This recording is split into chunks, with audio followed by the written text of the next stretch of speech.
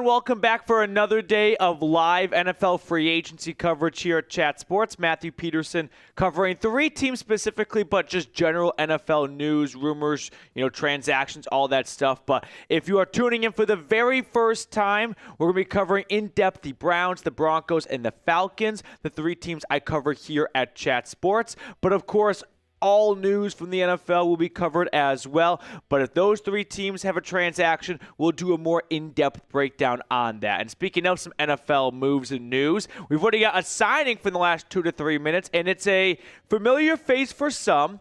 Former Atlanta Falcon Marcus Mariota going back to the Commanders to back up Jaden Daniels for another season on a 1-year, $8 million contract, and that is a potential Browns quarterback target off the board. So, Mariota, I don't think was high up on anyone's really wish list this offseason, but he returns to DC for another season. Appreciate everyone for watching with us here as we inch closer and closer to the start of the new league year. If you don't know, if this is your first time really diving into NFL free agency, the way it works is Monday to Wednesday, legal tampering is permitted. That means agents can talk to teams. Players cannot talk to teams, just agents. Then Wednesday at today, 4 p.m. Eastern, 3 p.m. Central, 2 p.m. Mountain Time, you will see a flurry of notifications and moves and news as things become finalized.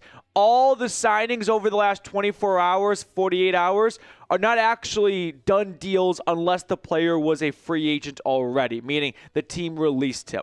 But, okay, thank you. We'll get to that in a second here. But, as I was saying, once 4 p.m. Eastern hits, you're going to see a lot of, pen to paper and things actually get done. So don't be confused when you're like, wait, they already signed him. Why am I hearing about this all again? Now it actually becomes official. Now, we do have some NFL news here as the Rams are releasing Cooper Kupp. This was something we talked about during our live coverage yesterday.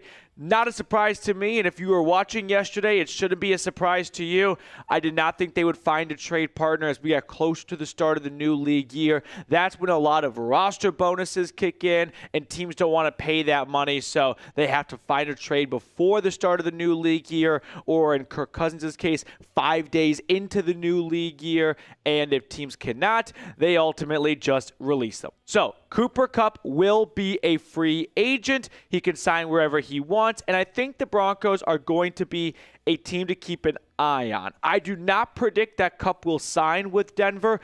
I think the Broncos are much more comfortable with their current receiving core than people realize, and I just feel like Kupp's going to have a decent enough market where, not that the Broncos are going to be cheapos and unable to pay him, but if he's going to have a good enough market where some other team's going to pay him a lot and Denver's already 50-50 on needing another wide receiver of that magnitude, they will probably let him go somewhere else. So definitely a fun name, 2021 Triple Crown winner. The last 3 years, though, he has missed a considerable amount of time. Missed 10 total games combined between 2023 and 2024. Missed over half of the games in 2022. That's a good percentage. And for someone who's getting older and missing time, it's not pointing in the right direction, at least for me, to be comfortable with, hey, let's give you $15 to $20 million, which seems a little bit on the high end, but Devontae Adams just got a big, check from the LA Rams. And while he has not been injured, he's getting up in the age column as well. So 15 probably feels like a little bit on the high side for Cooper Kupp, but I do think that he's going to have a big enough bidding war to garnish a decent contract from someone.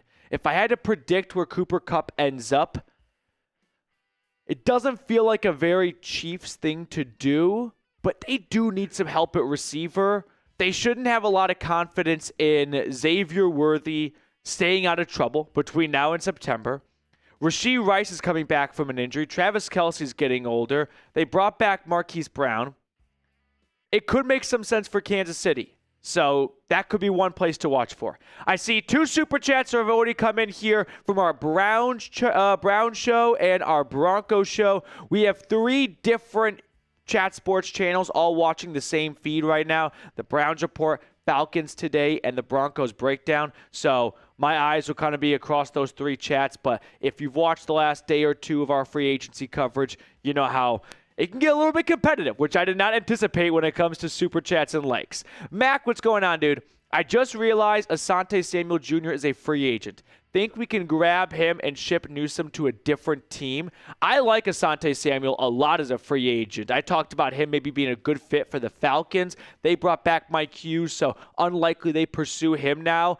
I'm thinking the Chargers re-sign him because they just lost 1 DB to the Chiefs, so that probably adds in a little bit extra motivation to bring back Samuel. But I think he's a good player that on any team you can find a good role for him. So I'd be on board with this, but I don't think the Browns are going to be shelling out the money that Samuel could be looking for and will probably get in free agency. He did miss most of the past year with an injury, only played 4 games, but if I'm told Cleveland signed Asante Samuel Jr. and they traded Greg Newsome for a decent draft pick, I'm going to say that's a good move for the Browns right there. So, Mac, you sold me. You convinced me. I'm on board, and I didn't need much convincing. We're going to look at one more Super Chat in just a second, but first things first, Fanatics continues to roll out some really good deals and sales. Go to chatsports.com/fanatics. I put this link already in the comments and description of today's video. So if you want to get a t-shirt, a hoodie, or a jersey, just make sure to use our link chatsports.com/fanatics, and you can get 25% off. But these deals, they can be a little fluid over on Fanatics, so don't put it off, because if you wait a few days or a week to do so, that sale may no longer be around. So check it out right now, chatsports.com/fanatics. So Super Chat rolling in on Falcons and on Broncos, which we'll get to both in just a second here. Appreciate everyone watching. 224 people tuned in on our Broncos channel, 31 likes. Hit that thumbs up button. On Falcons today, 227 viewers, 35 likes, so 4 more for Atlanta. And then our Browns channel, 218 viewers and 47 likes. So Cleveland leading the way in the like battle across our Browns, Broncos, and Falcons channels here at Chat Sports. So Super Chat's coming up in just a second here. Is anyone going to try to get me here? C. Hogan, Kadeo Hodge deal when, Petey? I would say, I don't want to say soon because I don't want to get everyone's hopes up, but it's going to get done. There's plenty of motivation from Atlanta to bring him back. If I had to play devil's advocate, though, they did just sign former Browns special teamer Mike Ford. Was that their special teams acquisition? I think you can be comfortable with having Kadero Hodge and Mike Ford on your roster for what you're paying them, knowing usually you don't spend too much for just pure special teamers, but man, Hodge against the Buccaneers showed he can play offense too. So former Brown as well. A couple Browns-Falcons interactions right there. Mike Ford and Kadero Hodge. Let's see. I'm the man of the chat on our Broncos stream. What up, Petey? What's going on? Appreciate you for tuning in. I'm getting the Super Chats. Don't worry. My link expired. I got to fix it. Super Chats will come in just a second here. Sup, do you think Kirk Cousins will get released today? Chubb back to Cleveland, and will the Browns trade for Olave? All right, let's break it down question by question. Sup, as for Kirk Cousins, I do believe he will be released. I don't think it's necessarily going to be just today. His $10 million roster bonus kicks in March 17th. That's 5 days from now. I would say sometime between then and now, he's getting released. Atlanta's probably trying to find one last gasp of a trade, but if they realize there's just no one trading for him, why drag it out any longer? So I'd say a Cousins release. Let's go with Friday. Little Friday news dump, huh? Friday afternoon news dump. I'll go with that for Kirk Cousins. Your other question, Chubb back to Cleveland. No, I don't believe Nick Chubb will be coming back to Cleveland. I think the Browns are going to go a different direction. Really, I'm not sure where Chubb could end up. I think any team could have some level of interest. I don't think there's going to be an obvious fit for him. Maybe the Broncos, they do need some running back help, and I think he would be a great veteran mentor for a rookie that they inevitably draft. So that could be one destination for Nick Chubb, but I don't think he's coming back to Cleveland. As for Chris Olave, I don't believe they are going to trade him. I have a tough time thinking that Kellen Moore took the Saints job just to have one of his best players traded away a month later. Not really adding up to me, so I will say no go on Olave. Camden from our Broncos stream. Appreciate it, Camden. What could you see Kirk Cousins' trade value is if a team like the Browns do trade for him? It's on the Broncos channel, Camden. All right. One, if Cousins gets dealt, he has to A, waive his no-trade clause, and B, the new team acquiring him will have to have a new contract worked out because no team wants to take on 3 years of Kirk Cousins after last year. So he's going to have to agree to a new 1-year deal. But the Falcons are on the hook for his base salary this year. So that's $27.5 million. If, say, the new team agrees to a $5 million contract, Atlanta pays $22.5 million, and the new team pays $5 million, and Cousins still gets his $27.5 million. Cousins will agree to just a vet minimum. So it'd be like a $2 million deal. As for what trade value could be, no team's going to offer much at all because they just are going to wait. Just like how no team traded for Cooper Kupp. They knew that the Rams were going to release him, so why trade for him when you can just wait and sign him in the open market? I think the same goes for Cousins. So if there is a trade, it'll probably be like a 6th and a 7th round pick swap, where Atlanta gets Kirk Cousins and a 7th, and the Browns get, Atlanta gets a 7th round draft pick, and the Browns get Kirk Cousins and a 6th. But that is my estimate for what a trade value would be, but I don't believe Cousins will be traded. Camden, thank you so much for your super chat. Trey with a $10 super chat over on our Falcons channel. There was a report that Jeff Ulbrich stated, Malachi Starks is the safest pick in the draft. Thoughts on Atlanta potentially taking the UGA safety over edge in round 1? It's funny because I saw, a tweet about Jeff Ulbrich just glazing over Malachi Starks, and then Reed sent me the same tweet like 5 minutes later. But I'm not in favor of the Falcons taking a safety in round 1. I just feel like the edge rusher is way too big of a need to push aside for a position that is towards the bottom of the totem pole for influence on a game. I don't want to completely diminish the safety position, but there's a reason, and it's not a coincidence or a big witch hunt against safeties. You don't see safeties going round 1 very often, right? You had Kyle Hamilton, Jamal Adams. Who else is a safety that's gone round 1? Jabril Peppers was here's a first-round pick. That was in 2017. That was a while ago. No, wait, was he a first? No, he was early in 2017. Yeah, so I don't think. I'm not on board. Derwin James, Eric, we're going back a while now. I'm not on board with Malachi Starks in round 1. I think for Atlanta, you have to address the edge rusher spot. It's too good of an edge class to pass on one at 15.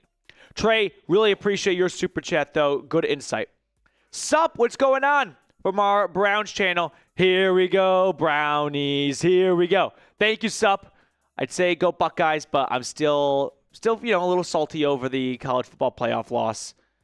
We had this debate 2 days ago, by the way, in this room, because this is an absolute refrigerator of a studio. Would you rather be in 100-degree weather or like 10-degree weather?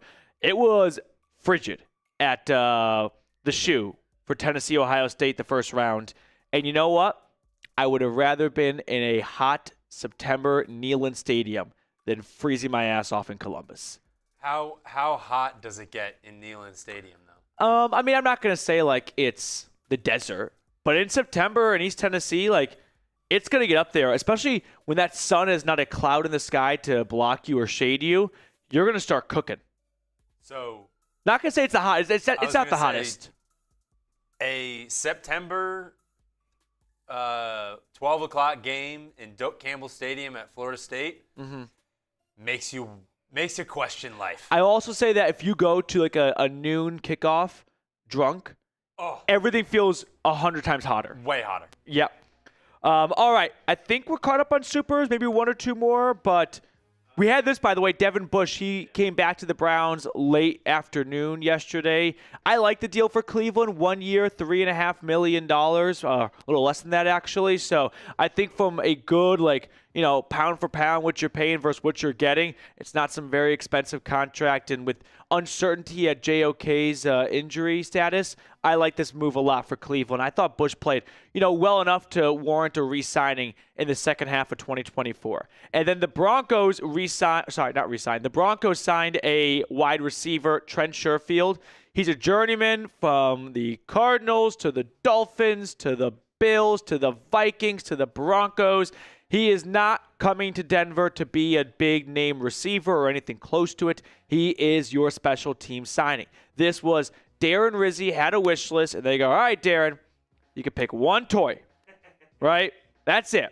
And that's who he got. So we had that along with an actual re-signing for the Broncos, which was linebacker Justin Stranad, which I did not realize would be such a divisive signing, by the way. People are very passionate, which I do love passionate fans, but man, people are like sometimes up in arms of, I can't believe they did this. He fucking sucks.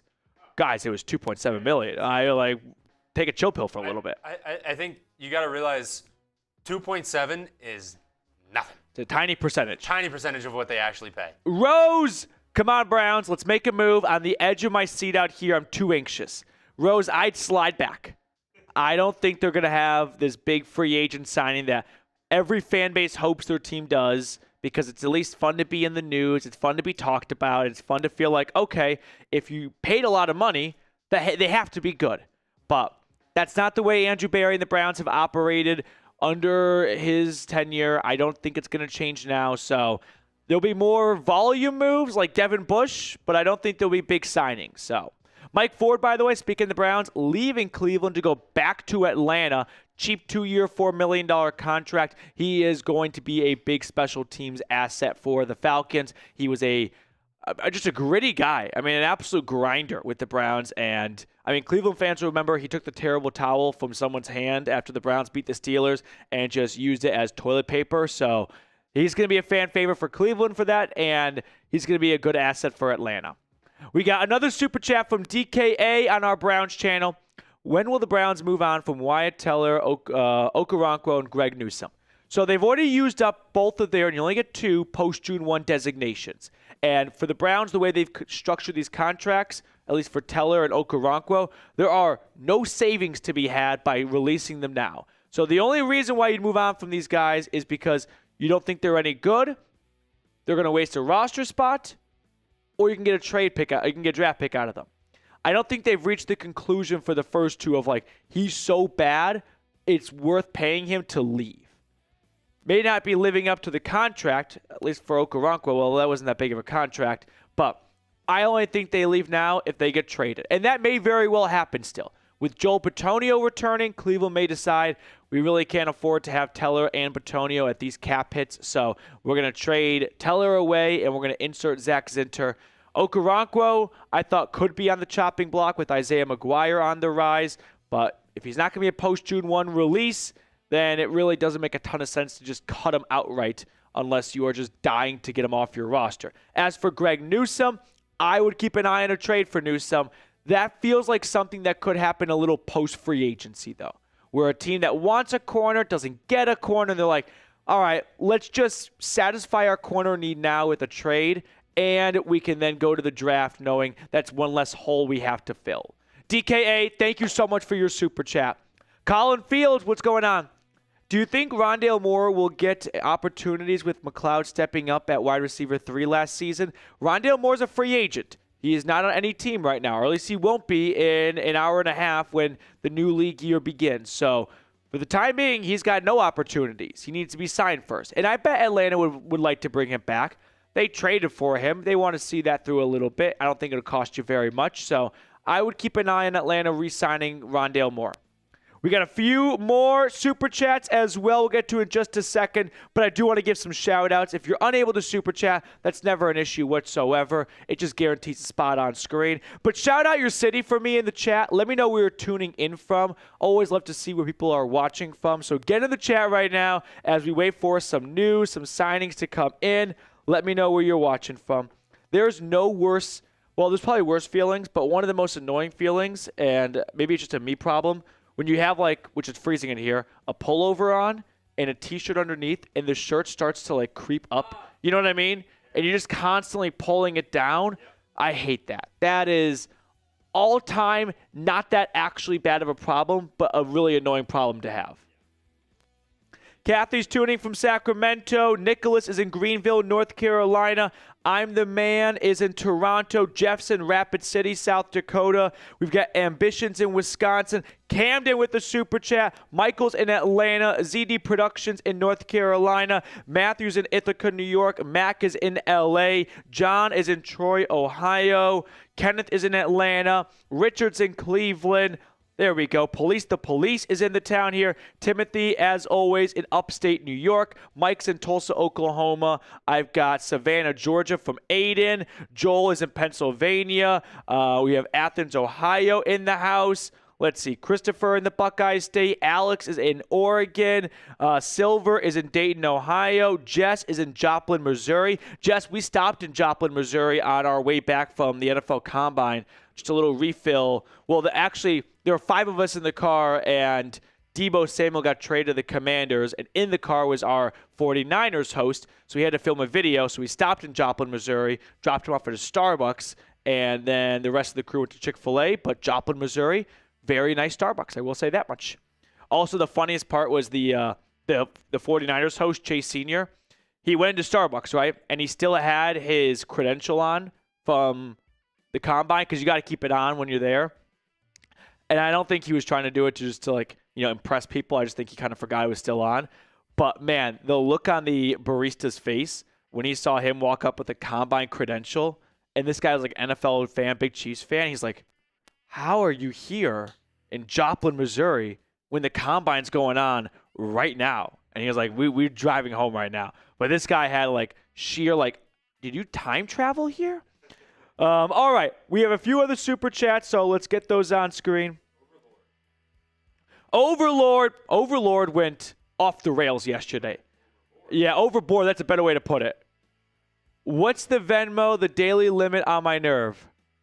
Do you want to put the Venmo at the bottom? Okay, that'd be easier, I think.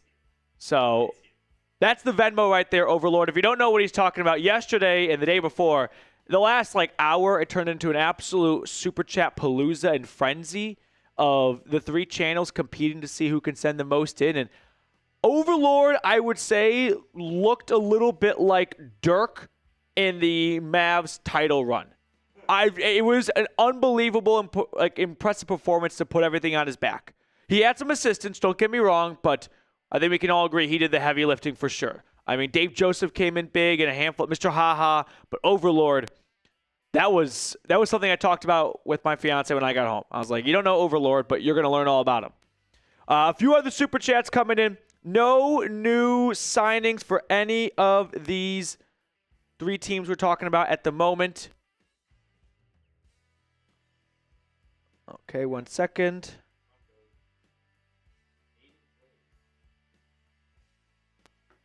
Aiden, need PD mock draft. I got Broncos taking Omarion Hampton. So I haven't done a ton of mock drafts, and I'd actually like everyone's input on this. A signing? No, Dov sucks. The new Dov blows chunks. I'm talking blows chunks of when it comes out your nose, you're throwing up that much. Cameron Wolf, just read it out loud. Regarding Trey Hendrickson, the Bengals are seeking a first-round pick and more for pass rusher Trey Hendrickson. So that's the Bengals saying. That's the Bengals saying we'd like a first, but we'll take a second. Remember, the Seahawks said we want a first and a third for DK. They did not get that. They got a second. Teams are. It's like bargaining in a third world country. You go up and you say this, they say this, and you meet in the middle. I want a goat. I'll give you a dog. Yeah. How about a chicken? Deal. But Aiden, this is the question I want to ask you first, and then I'll talk about your idea. I haven't done many mock drafts this offseason, and the reason being is mock drafts have become so accessible to everyone. And I think that's a great thing. I think that they've kind of been watered down a little bit because everyone has a mock draft. It's kind of like the podcast boom. Everyone's got a podcast now, right? Everyone posts their mock drafts on Twitter. Everyone does mock draft videos. And with so many mock drafts out there, I feel like they just don't quite carry the same oomph of, I remember in high school, it was crack cocaine when like Bleacher Report would drop a new mock draft before class started. I would scour the internet for other mock drafts. Now everyone does one, and it's like, what's new? Another mock draft with one of the same 3 picks that everyone else has. So I've pulled back on mock drafts. I'm only going to do mock drafts now when it feels like there should be an update because of a material change. A post-free agency mock draft. Hey, now that we know the roster needs for the team after signing these players, let's redo our mock draft.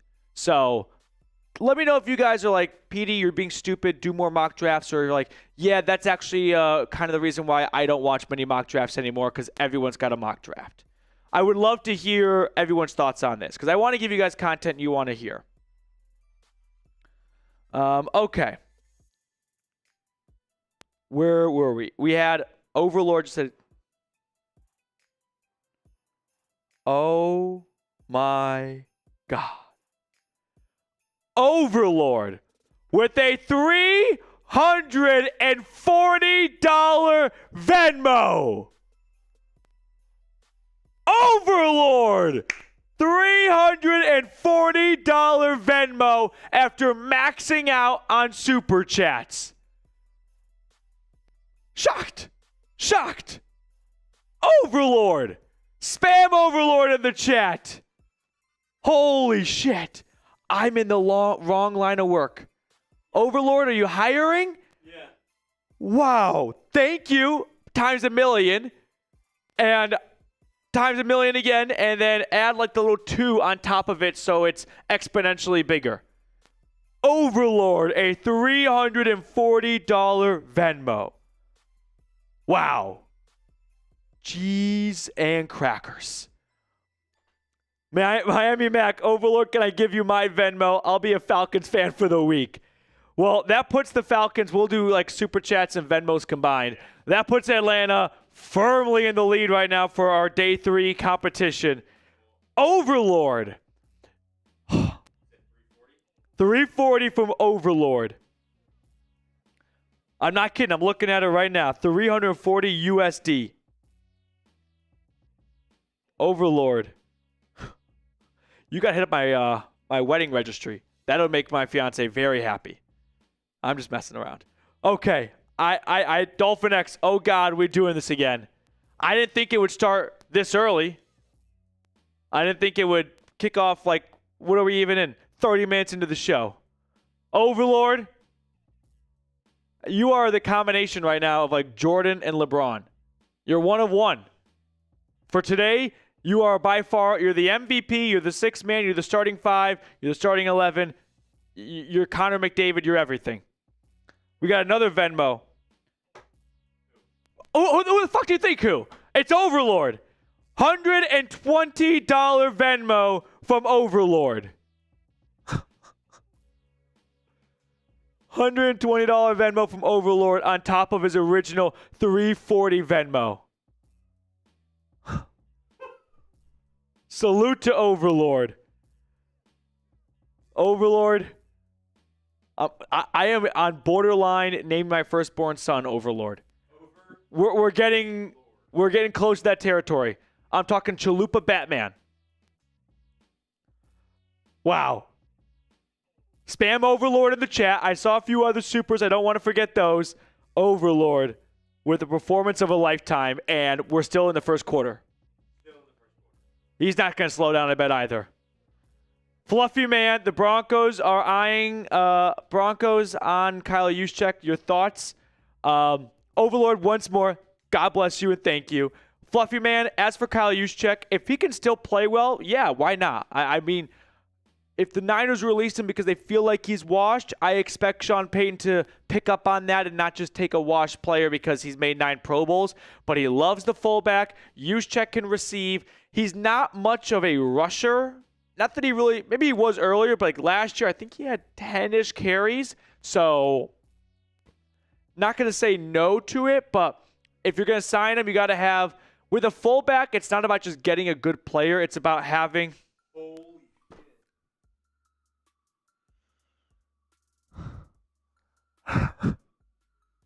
Dolphin X with a $500 super chat.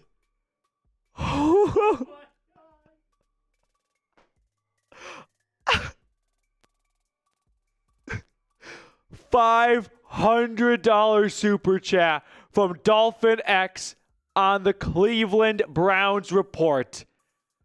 I'm having twins. They're named Overlord and Dolphin. They're going to get bullied at school, but it's going to be a great story at dinner parties. Dolphin and Overlord. These sound like Overwatch characters. I know. Spam Dolphin in the chat.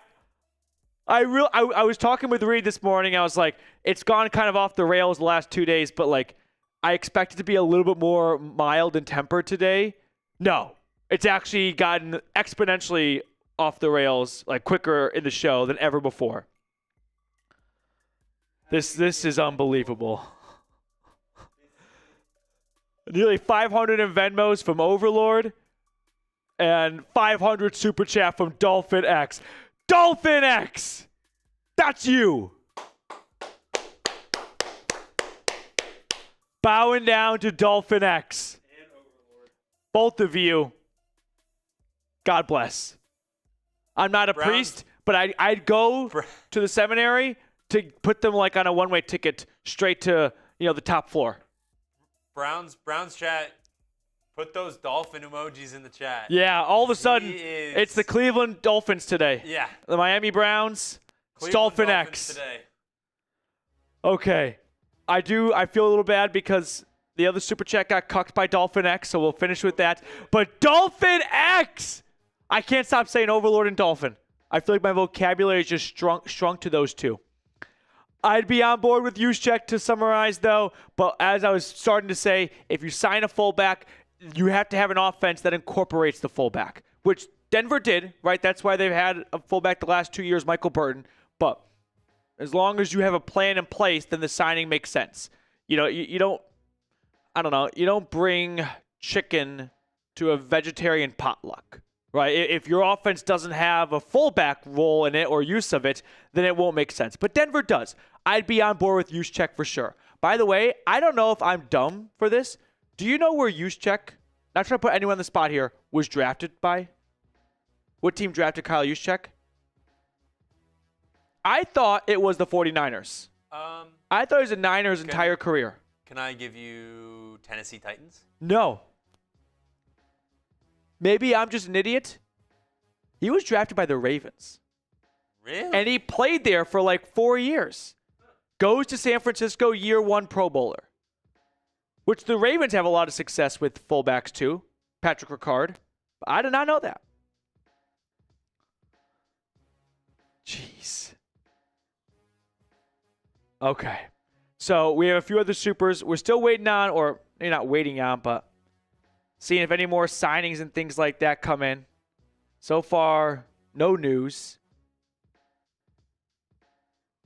Biggest news at the moment, though, would be Cooper Kupp being informed of his release. I think Denver will have some interest. Now that he's a free agent, that's a lot more manageable. You're not giving up any draft picks. So, Broncos fans watching, let me know, do you want to sign Cooper Kupp? Give me a yes, give me a no, make it nice and easy. I think it's also important to factor in what it would likely cost. And not that Denver is, pinching pennies here, but let's just say it's a $15 million contract. I'll probably pass.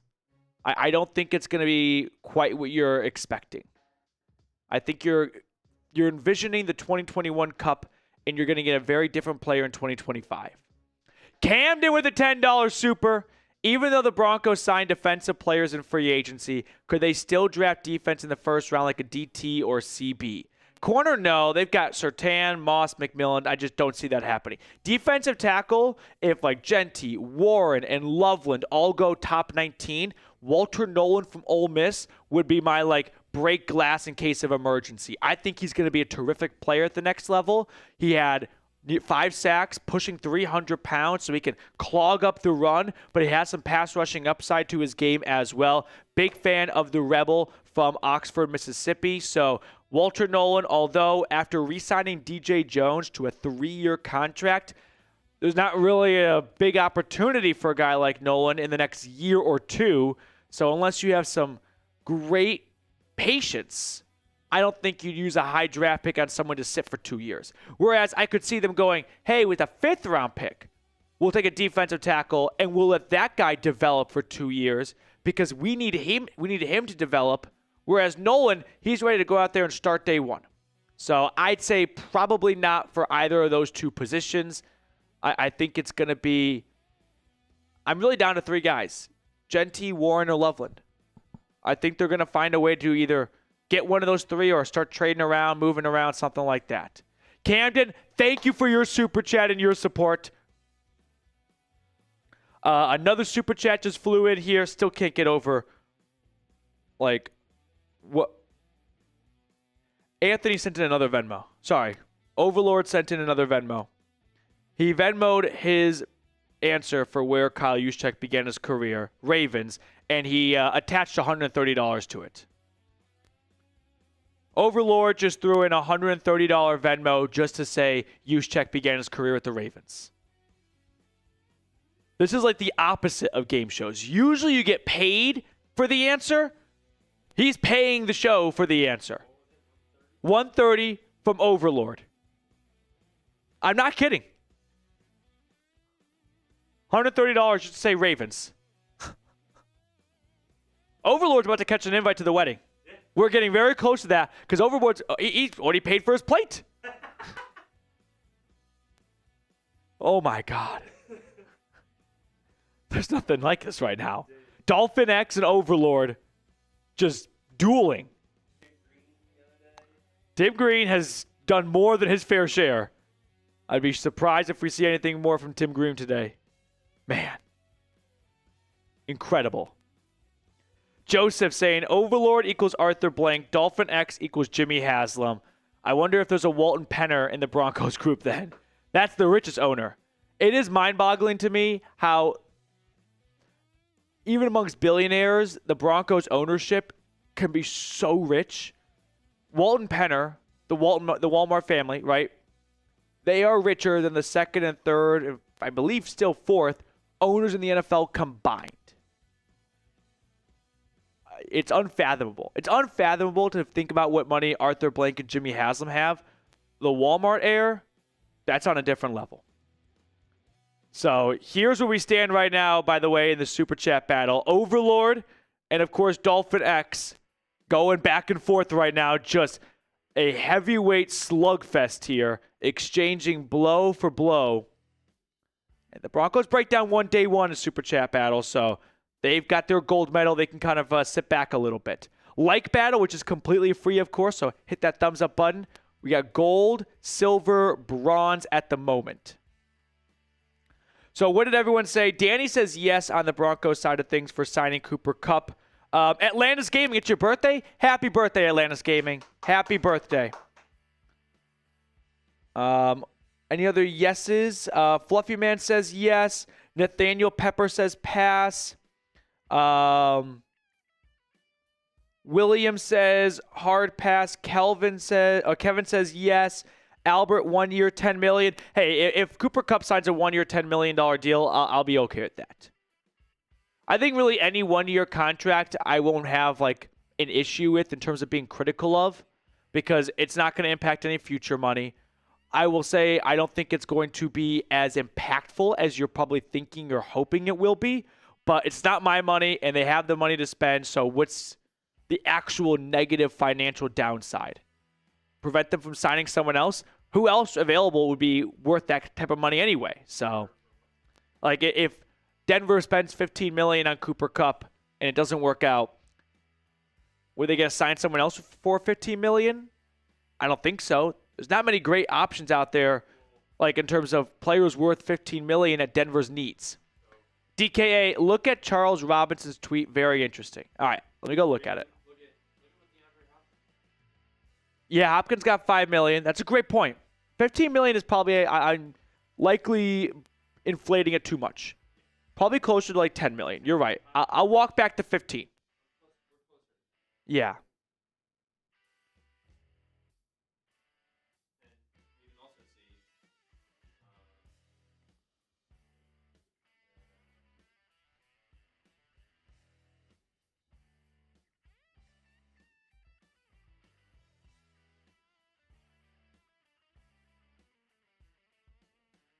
Well, this is an interesting tweet from DKA. I thought the Falcons were bluffing about keeping Kirk Cousins. I don't think that anymore. They're going to roll right through the Sunday deadline to lock in another $10 million in guaranteed money and see where this goes. I wonder if, just to play devil's advocate, does Atlanta want Kirk Cousins to believe they will keep him? And so if Cousins has used his no trade clause, this kind of incentivizes him to pick up his no trade clause and get traded so he can actually go somewhere to start. Like, there's something for your Cousins to gain by staying on Atlanta's roster in 5 days. He gets $10 million, but he also then runs the risk of, I might be trapped here for a whole year and be a backup. And I think if Cousins serves as a backup this year and then definitely gets released after this season, that might be the end of his NFL career. Like, it would kind of turn into a Joe Flacco career where you won't be signed and the season begins. And you're waiting for a starting quarterback to get injured. Maybe one does, maybe one doesn't. So, $10 million or go somewhere else that wants you to compete to start for their opening quarterback job. He's made a lot of money already. He might pick the opportunity to go elsewhere and battle for a starting job. Yeah, Adams, 2-year, $46 million. What's that, $23 million a season? Quick math, I think so. $23 million, that's a good chunk of change still. $26 million guaranteed. It's basically a 1-year, $26 million contract. That's also to the Rams, who obviously thought Cooper Kupp is not as good as Devontae Adams. That's a great point. Fluffy Man with another super chat. Fluffy Man is doing his part right now. Fluffy Man is like I don't want to make fun of Fluffy Man here, but if Overlord is like the U.S. Army and let's say Dolphin X is like the British Army in World War II, Fluffy Man is just Luxembourg, just trying to contribute. Which RB in free agency would you want us to get? Mine is J.K. Dobbins. I'd be very much on board with J.K. Dobbins to Denver.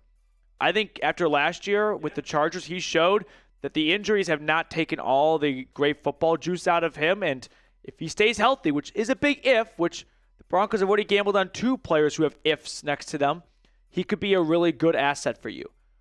I'm wondering if there's no running back traction because the Broncos are determined to get it back in the first 2 to 3 rounds of the draft. And then it's that rookie, Jaleel McLaughlin, Tyler Bidet, Audric Estime. And to add a veteran to that room, it creates too crowded of a running back room. What's wrong? Oh, Najee Harris? He sucks. He sucks. I'm only bringing this up is because that means they're probably not bringing. Oh, they're definitely not bringing. Yeah, Dobbins. I don't know why they did this to the Chargers. I was just about to say, we both, when the Najee Harris news came out, I think we both were like, what's wrong with J.K. Dobbins? Mm-hmm. Dukes is asking for $50 in Venmo from Overlord. Overlord just sent me another $100. I'm not shitting you. Overlord would like to send $50 to someone if you could do something for it. Oh, he sent me $10. I'm sorry. I added a 0. Do you want to do what's the guy on Twitter who just Venmos people randomly? No. He's like a philanthropist. He's got like 1 million followers, and he just tweets out like, "Who needs $100?" And everyone replies with their grocery bill and things like that. And he's like, "All right, Venmo sent." Overlord, can I offer an idea up? What if we do a duck race for an Overlord Venmo? Take people from the chat and just do a race. That sound good? Let's do that. Overlord, okay, you're on board? Here's what I want to do, Overlord. Yes, thank you to Dakota. Him. The Pute? I don't know how to pronounce his name. Yeah. Here's what I want to do. I want to pick, this is like Beast Game style right now. Since there's no signings and the new league year does not begin for another hour and 12 minutes, with Overlord's permission, I would like to do the following. I would like to pick, how many think? Let's do Hunger Games style. 2 people from our Browns, Broncos, and Falcons chat. And those 6 people are tossed into a duck race for a Overlord Venmo. Does that sound like a good plan to you, Overlord? We're going to pick 2 people from our Browns, Broncos, and Falcons chat, which are the 3 teams we're streaming with right now, and put them all in a duck race, those 6, and the winner gets the $50 Venmo from Overlord. That sound like a good plan? Sure. Overlord, I'll send the winner of each one 50. You mean like 3 different duck races? This is unbelievable. No, 1 duck race. I was thinking 1 duck race, Overlord. I kind of like the idea of just like in the Hunger Games, working in a team. You know what I mean?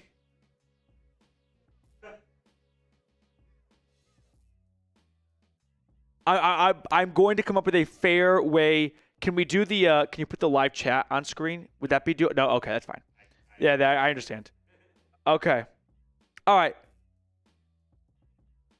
How about this, Overlord? Let's do 3 races spaced out over our stream. So we'll do one $50 race now, one in like an hour, and another one in like 2 hours.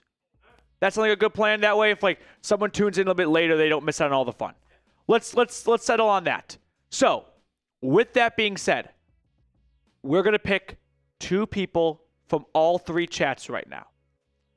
Get in the chat, spam anything, whatever is easiest for you to spam. I'm going to pause the chat on my computer. I will close my eyes.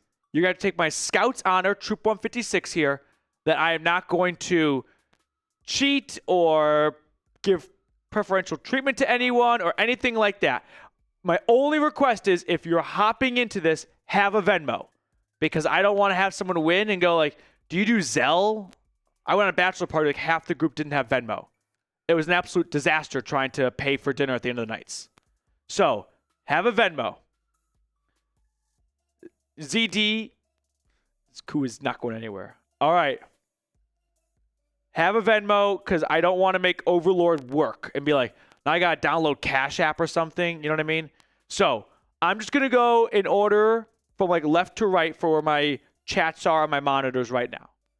We're going to do 1 from the Broncos, then 1 from the Falcons, then 1 from the Browns. So the first one up is going to be from the Broncos. This is a Falcons viewer named Overlord who would like to give away $50 to random viewers. We're going to do 3 separate races, all worth $50. Overlord, if I got any of that wrong, please correct me. This is your money, so I don't want to screw anything up. Are we ready to roll? Write down the names. Get the duck race set up. Keep spamming. Keep spamming. This is truly, you know what's going to happen in the middle of one of these, like, pick a names? Someone's going to get signed. And everyone's like, we don't give a shit about the signing, dude. Overlord's Venmoing $50. This feels like college game day when that kid had the Venmo up for beer money. All right. I'm ready to pick a Broncos viewer, and you are, Reed. Okay. You in a good spot to write down the name? All right. This is going to be for the Broncos chat first. We have 3 different streams on 3 different channels. So, Falcons and Browns fans, like, this is not your time just yet. Broncos right now. I'm going to pause the Broncos chat in 5, 4, 3, 2, 1. Pausing it. Doing too fast. 3, 2, 1. Pause it to Reyes Gaming. Reyes Gaming saying, let's go. That's the message. I'm picking the name at the bottom when I pause the chat. Reyes Gaming. That's the first Broncos one. We're going to do Falcons next, then Browns, and then we're going to go back to Broncos. Not a snake draft. Okay, Falcons chat is up next here. Falcons fans, start spamming whatever your heart desires. By the way, we're all just taking Overlords, which I think he's got a pretty credible word, but we're just taking his word for it. So there's that information there. All right. Are we ready? We're going to pause. Yeah. Pause the Falcons chat in 5, 4, 3, 2, 1. Pausing it. It's Big Shep. Big Shep. Big Shep. Big Shep. Now Browns. We're going to do every team gets 2. Browns is up next. Browns, spam anything you want. I'll give you guys a few seconds to get your fingers warmed up. Start spamming, Browns. If you win and don't have Venmo, I'm going to be pissed. That's the one rule. All right. 5, 4, 3, 2, 1. Pausing it. I've got Ryan Chowdhury. Ryan Chowdhury. Broncos, the second ducky, is up next. Broncos resume spamming. By the way, for anyone just tuning in, a Falcons viewer is offering up $50 Venmos to 3 different viewers of our current try stream right now. So we're picking a total of 6 people, 2 from each channel, out of the chat. I promise we will cover the NFL free agency, but as long as no signings are happening, I don't think we just need to sit here and continue to rehash the same news and bore everyone's brains out. Yeah. Here we go. Broncos. Broncos only. 3, 2, 1. Looking. I've got Danny May. Danny May for the Broncos. And if I heard and understood Overlord correctly, this is going to be the first of 3 races. So don't be heartbroken if you're not picked right now. We'll do another one. This whole process all over again in like an hour or so. It's only a 9-person. At 6. Yep. 6. Yeah. This feels like the end of Beast Games. This is awesome. Yeah, this is really cool. Everyone show Overlord some love, by the way. All right, Falcons up next, and then Browns. Falcons, resume spamming. Our 2 Broncos races are in. It's Danny May and Reyes Gaming. Falcons, I'm going to pause the chat in 5, 4, 3, 2, 1. Pausing. Isaac G. Isaac G. Isaac G. And now, Browns. Browns, spam anything. This is the final entry for the 6-man duck race. I'm semi-nervous that Overlord might just ghost us and like, what a crushing thing that would be. If Overlord does happen to disappear, which I don't want to start talking negatively about him, I just want to kind of a little disclaimer. I don't have $50 to send 3 different people, so we are relying on Overlord. Okay. For Browns now, picking someone in 3, 2, 1. Extra second. Pausing it. Joel Wolber. Joe Wolber. Joe Wolber. Yep. Overlord, just...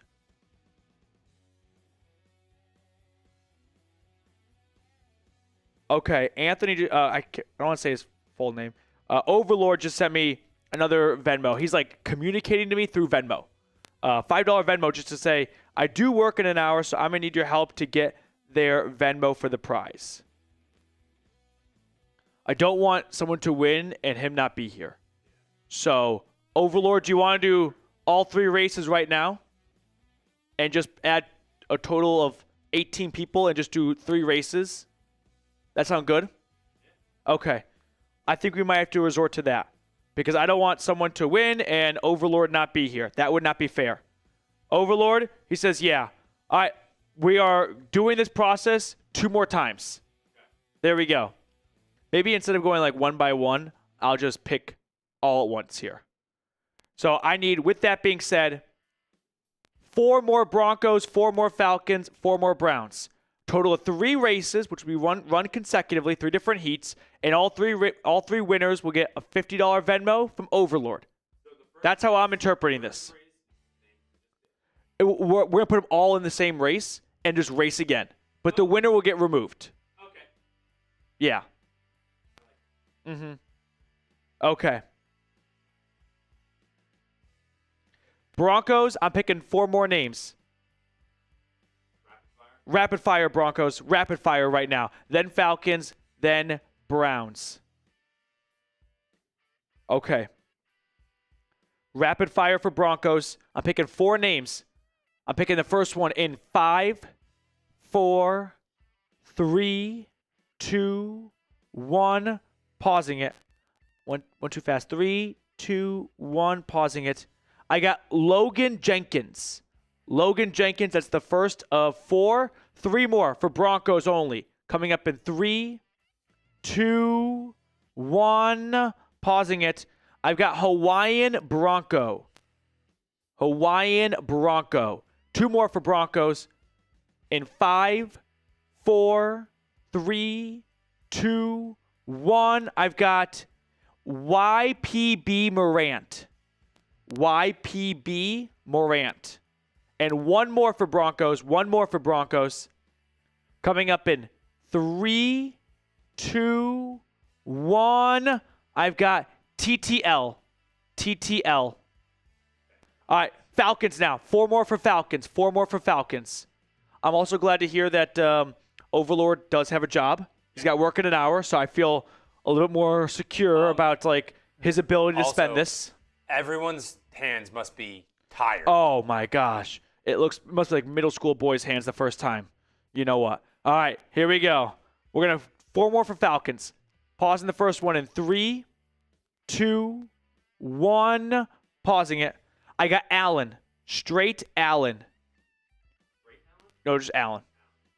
3 more for Falcons. Next one in 5, 4, 3, 2, 1. Pausing it. We got Jay Rivers. Jay Rivers. Jay Rivers. 2 more for Atlanta. Next one in 3, 2, 1. Pausing it. I've got James Clowers. James Clowers. And the last one for the Falcons in 5, 4. Spam everything you got right now.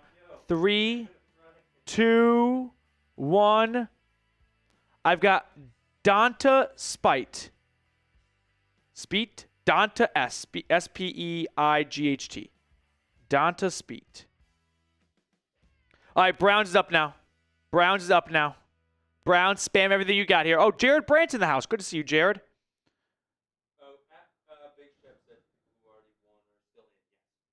Yeah. We're just adding on to it. Big Chef, yes. If your name got called already, You're in. you're in. All right, Browns now. I have 4 more for Browns. First one coming up in 5, 4, 3, 2, 1. Looking. I've got Bran Benny. Bran Benny. 3 more for Browns. In 5, 4, 3, 2, 1. I've got Kingston Powell. Kingston Powell. And 2 more for Browns coming up in 5, 4, 3, 2, 1. I've got Eric Laby. Eric Laby. Last one for Browns coming up in 5, 4, 3, 2, 1. I've got Gabe. Gabe. Gabe. All right. Okay. All right. I'm gonna go over the names. Yep. Do there should be total of 18 names, 6 Total on each of channel. 18 names, so you Yep. can count if you want. Uh-huh. For Broncos, we got Rays Gaming, Danny May, Logan Jenkins, Hawaiian Bronco, WPB Morant, and TTL. Sounds right to me. Falcons, we got Big Shep, Isaac G, Allen, Jay Rivers, James Clowers, Dante Spite. Yep. Browns, we got Ryan Coate, Chowdhury, Joe Wolber, Bran Benny, Kingston Powell, Eric Laby, and Gabe. Okay. I know we have really deviated from NFL free agency, but I promise after this the shenanigans will be over with. I feel like you guys would rather have an opportunity to win $50 than listen to me talk about punter Ryan Wright. So we're going to do 3 races now. We'll have 3 winners, and each winner will get from Overlord, who's offering this up and is sponsoring this whole thing, a $50 Venmo. Okay. So, because I don't have that many monitors, I will not be able to see the Falcons or Broncos chat. So help me out. Mm-hmm. If somebody super chats. Yeah. Anyone that's just climbing on in right now, what's going on is a Falcons viewer has offered to send 3 different people $50 Venmos for some type of competition. And the competition we are doing is a good old-fashioned duck race. So we'll do 3 separate races. After each, we'll take the winner out of it. So it'll go from a 1 in 18 chance to a 1 in 17 chance to a 1 in 16 chance. Sound good? Okay. Let's do this thing. And then after that, I mean, right now there's been no signings. There's been nothing. So I promise we're not missing any signings. I will do my job first. But there's nothing out there right now. The new league year begins in 56 minutes, at which point you'll hear a lot of like officials. This trade is now official. This signing is now official. And there'll be other moves as well. Yeah, a lot of moves will get made. Yep.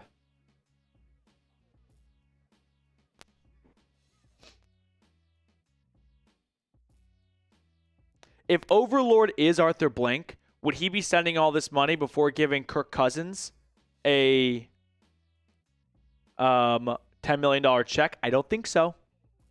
Tony Romo and any other super chats that's come in the last few minutes, we will hit and recap after this duck race. Is everyone kind of on the same page for what's going on here? Bradley just climbed in. He's like, I have no idea what's going on.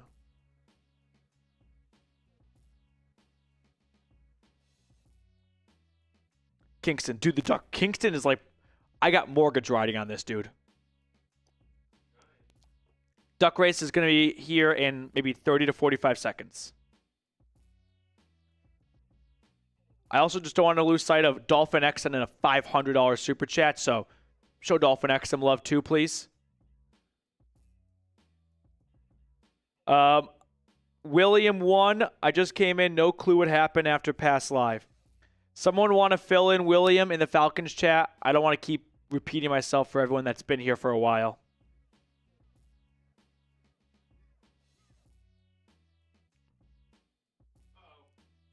Oh, sorry, everyone. 1 second on this part right here.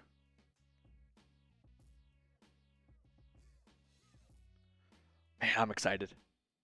I'm excited. I can't even win anything, and I'm excited. I can't wait. Okay. By the way, whoever, the 3 winners, just be ready to send your Venmo in the chat so I can send it over to Overlord. That's the only way I can have you receive your winnings. Jared Brandt with a $2 super. Thank you, Jared. Duck race, duck race, duck race, duck race, duck race. We want the duckies. We want the duckies. If you don't give us duckies within 60 seconds, Reed, you're going to have a mutiny on your hands.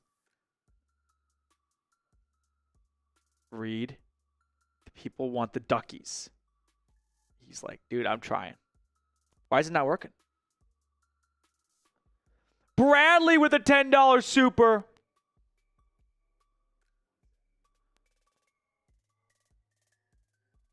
It should be. Yeah, is that HDMI going into the computer?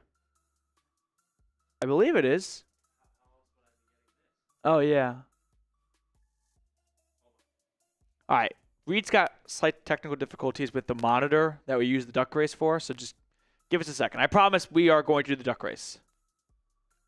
I will go to a fish market and buy ducks if I have to. We'll flood the studio. Maybe we should invest in like a couple of frogs. You ever see a frog race? You put them all in a circle in the middle. First one to leave the circle wins. That was the first time I ever gambled. Family vacation in Fiji in 2004. Have not been able to shake it since. Bradley, I promise I'll get to your super just after the duck race. I don't want you to feel like I'm ignoring you. Duck race. Cedric, that's the goal. Okay. Reed has to go and unplug and replug something. I promise this is not one big ruse. Me and Overlord are cooked up to ruin some people's days. Just the old-fashioned unplug replug. Come on.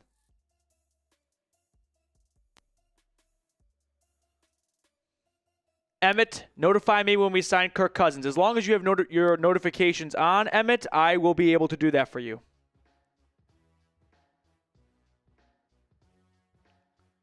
Give me duckies.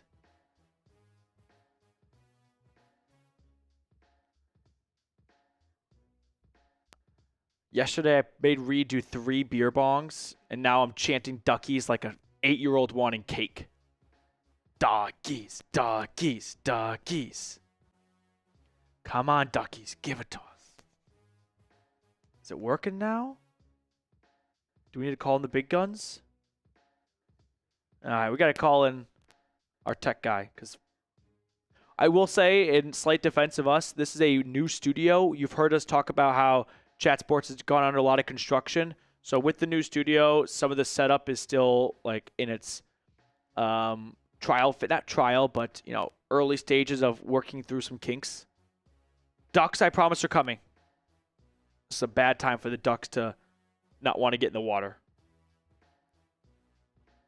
In the meantime, I guess I can talk about the NFL. That feels like an appropriate thing to do. Ryan's like, we want ducks. No one's like, it was like, we don't give a shit about the signings, dude.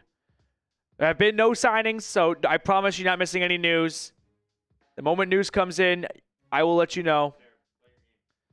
Yeah, no one wants to play my game right now. They want the ducks.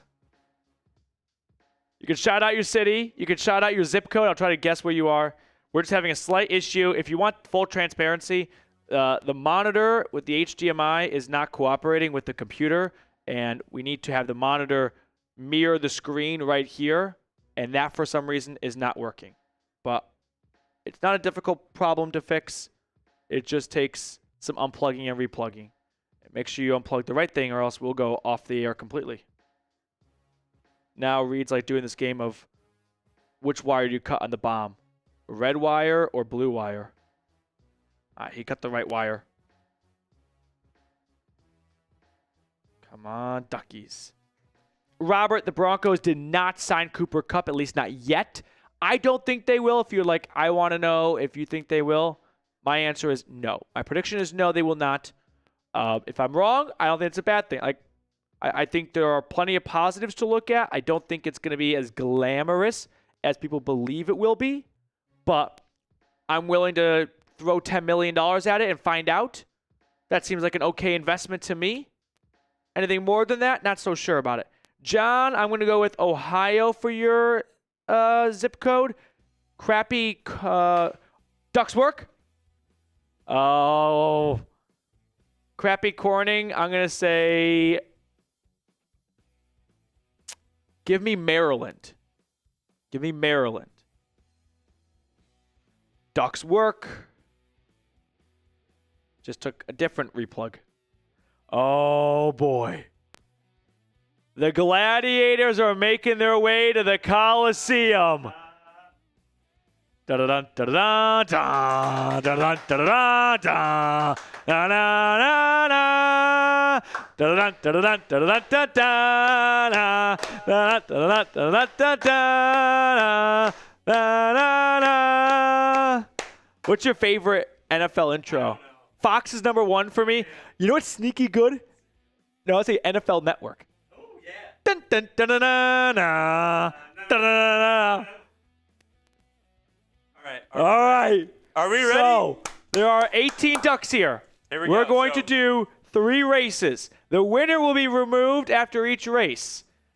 The 3 winners will get a $50 Venmo from Overlord from Falcons Today by Chat Sports. This is everyone's names. By the way, if you were not picked, you better be rooting on Your team. Your team. Yes. This is medieval times. You have to root on your Knights. I'll tell you who to root for. This Broncos. Here, could you actually put in front of them ATL, CLE, or DEN? Sure. That way everyone knows. In front or behind? In front.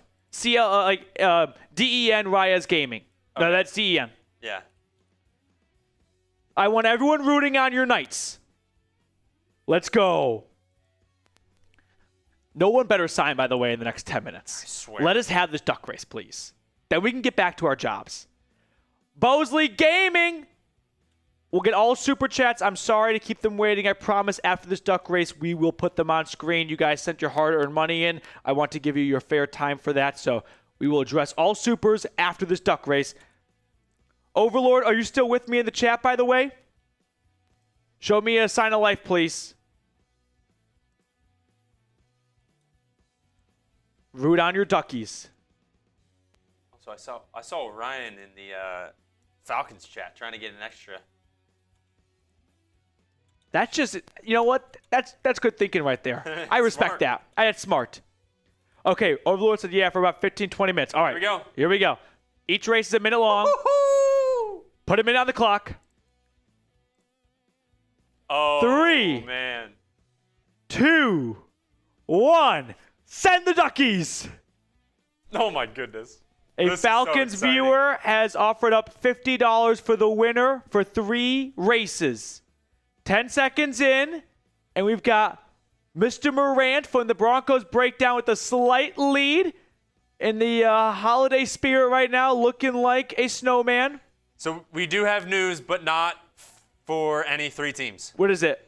Kaiir Elam. The Bills are trading former first-round Kaiir Elam from Florida to the Cowboys. Okay. Kaiir Elam, former first-round pick, picks are going to Buffalo. to Dallas. But we've got 20 seconds left. Root on your fellow Duckies. Isaac G. Isaac G is definitely this big right now on the rear end. Look at Bran. Wait, there's movement. 4. Eric. 3. Look at Eric. 2. Eric. Oh my God. Eric. Oh my God, Eric. Okay, Eric. Put your Venmo in the chat so I can send it to Overlord. We have 2 more races. You can do the hit the check mark. Winner. Yeah. So I'm not going to start the next one until there. Eric sends me his Venmo. Because if Eric never replies, then we do it all over again. Yeah. Eric, put your Venmo, please, in the chat. I'm just going to copy and paste it. Eric, you can tweet at me if you like. That's fine. You can tweet me or reply to a tweet of mine. That works too. Or just DM you. DM, whatever. I don't care. All right. I got proof of life from Eric, so we're ready to roll. Next one. Remove winner from race? Yes. 100%, just so everyone can see. Race again. Send the duckies in 3. Oh, 2. It started. We're off. Okay. We're off. A little false start. No, they didn't ready. Call it. They were ready. This is kind of like when the right tackle now or the left tackle in the NFL gets to get a quick quarter-second head start. Well, you, the ref, were looking down when the play started. I missed it. Yes. Danny May. No, but look at Logan. Dr. Logan. It's a lot of energy early on right now. To be fair, to be in the beginning, in the front in the beginning, not great. Usually not. Great. I've seen it go both ways, though. I have seen someone lead early, fall back, and return. This is a close race with 20 seconds left to go. They are kicking their feet right now. Let's go. Oh, my goodness. 15 Danny seconds. May looks like a very distinguished duck up there. Our Hawaiian friend has the lead. 10 to go. Can he hold on? Hawaiian Bronco with 5. He's so close. Logan coming back. I told you. Logan. Wow. Woo. Proof of life. Logan, I need proof of life, please. I can't see the chat. I need proof of life. I'm looking. Logan. Was he in the front in the beginning? Yes, I told you. He was the one. Wow. All right. Falcons. Could the Falcons be the next ones to win? We went we went Browns, Broncos. Eric, DM me or something. I see you just followed me. I believe that's you at least. Logan, do I have proof of life? Did I see Logan in the chat? Did we see Logan? Is Logan here? Logan. Jenkins. Oh no, Logan. Oh. Logan. I'm staring at the Broncos chat right now. Logan. I can't see the chat right now. Come on, I'm looking. It is dead silent in the chat right now. Everyone's waiting to see. Okay, here's what we're going to do. We're going to do the third race. Okay. If at the end of the third race I haven't heard from Logan still, we're going to do a provisional fourth race. Make sense? Do you want me to take him out of this one? Yeah, you got to take him out. All right. So Logan Jenkins. Oh, Logan's here. Logan's here. Oh, thank God. Oh, well, everyone in the race is like, he was fucking probably, A, he Logan. was probably like typing like, holy shit. Someone went to Logan's house and like cut his Wi-Fi. Okay. Logan, send me he did it right there. All right, thank you, Logan. 1 second. I'm going to send it right now. Overlord, I'm just going to reply in a comment to your recent Venmo to me with Logan's Venmo. Nice. That's a good Logan H. Jenkins. Oh. Well, and anyone else, feel free to Venmo Logan. Officially 40 minutes until the new league year. Okay. Logan, I have passed your Venmo along to Overlord from Falcons today. Yeah.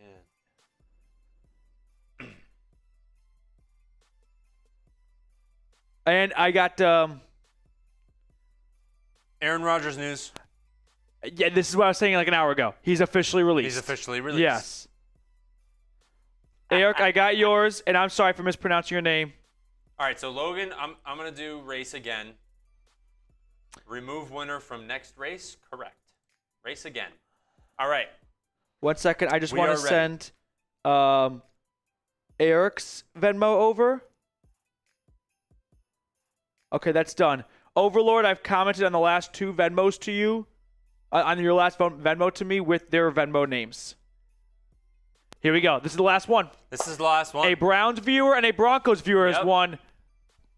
Odds are a Falcons winner will win now. What's funny is Dante Spite at the top is Superman Duck. Okay, well, he's going to be fast. All right, here we go. All right. Let's do it. Last one for 50 big ones Mr. here. Peterson.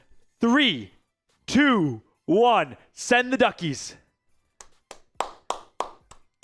So, I think I've mentioned this before, but nobody can hear what is going on. I'm telling you, if you can hear, I have it muted, but they are going crazy. Like there's quacking fans. all over. There's fans out of the camera. There are people going nuts, streaming for these Ducks right now. Halfway through, and I think Joe from the Browns Report has the lead. Yes, he does. It's King Joe, everyone. Can he hold on? This is a long river right now. We still have a ways to go. Isaac G. One furlong remaining. I see Isaac G and Allen down There's there. movement in the middle. From Falcons today, it's Rivers. Rivers with 11 to go. Remaining. Rivers getting competition from above. Benny. Here comes Joe. King Joe in 3. Joe. King Joe. Oh my God. Photo finish. King Joe. Wow. The origin channel of the Venmo gets that is a tough scene right there. Winners. Can I get confirmation and proof of life from Joe right now? Joe's here. He's like, I'm not wasting any time. He's like, none of this. Okay, Joe, put your Venmo in there so I can pass it along.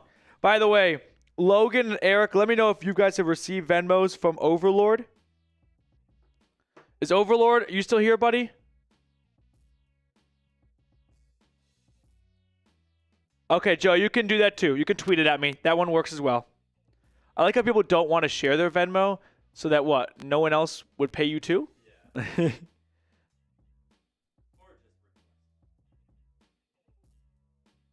Overlord says, do they have Cash App? Oh, man, now we're... Oh, gosh. Cash App or Zelle, Venmo giving an error. So for my 3 winners, Logan, Eric, and Joe, if you have Cash App or Zelle now, this is taking a little bit of a turn here.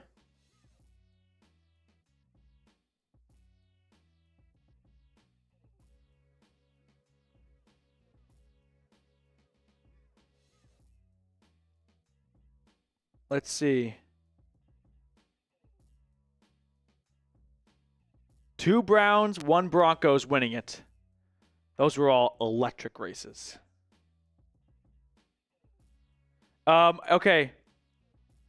Eric says you have Cash App. Send me, please. And I'll pass Eric's Cash App along. All in the same thread here. What else would you want to be Just talking to Overlord right now. What else would you want to be doing on a nice Wednesday afternoon? Yep. Winning some money in a duck race? Hanging out with us?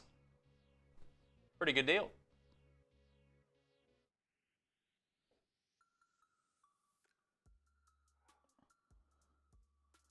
What was the new? We had Kyer Elam traded. He was a first rounder that was a healthy scratch for a little bit. Not to go a full Bills breakdown here, but then they had some injuries at corner, and he got back onto the field and played, I thought, okay, but never quite looked like a first-round pick out of Florida.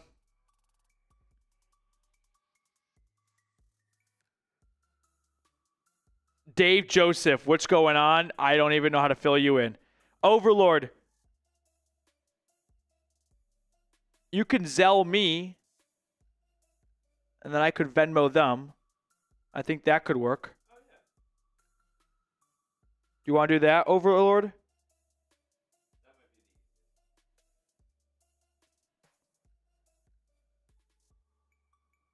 Yeah. So what's going on right now is a very, very kind viewer, Overlord, from the Falcons Today channel, has graciously given $50 to 3 winners of a duck race. Logan, that last thing you put in there, was that your Cash App? Also, who won this past one? The King? Oh, I got it. Joe. And Joe gave me his already. Yeah.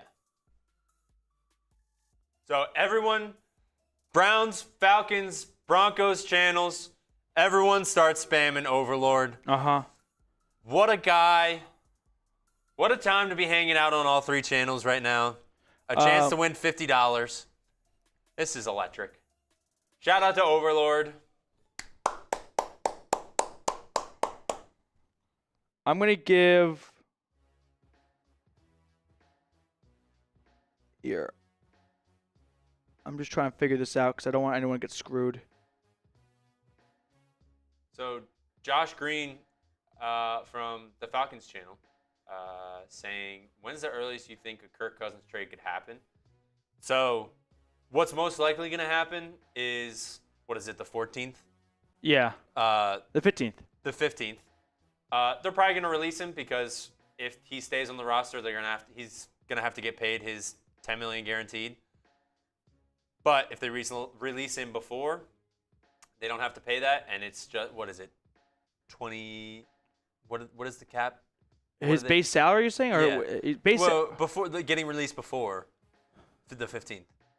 Will they avoid paying a $10 million roster bonus? But what do they have to pay though? $27.5 million in cash. That's what I was saying. Yeah. So it's 27 after releasing, but so I don't think a trade's gonna happen. That is the basis of my answer is no trade for Kirk Cousins. No trading him away. They're probably either going to release him. I think there's an 89% chance. Eric got his Cash App from Overlord. There we go. Okay.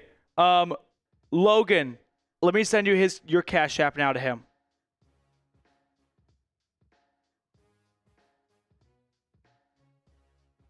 And then, Joe, do you have Cash App? I made this whole prerequisite of having Venmo, and that's blown up in my face. Yep. Okay, I'm giving Logan's Cash App.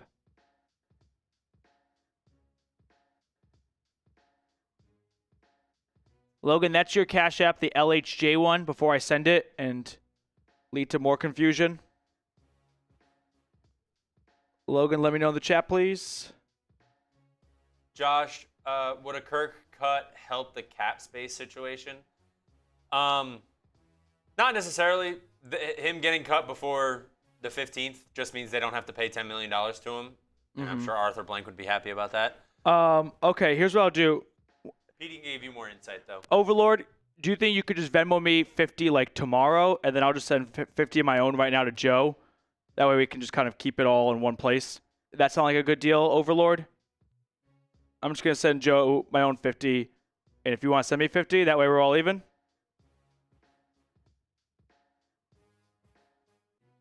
That's like a good plan, Overlord. Also, I need Logan to tell me if that's his Cash App, please.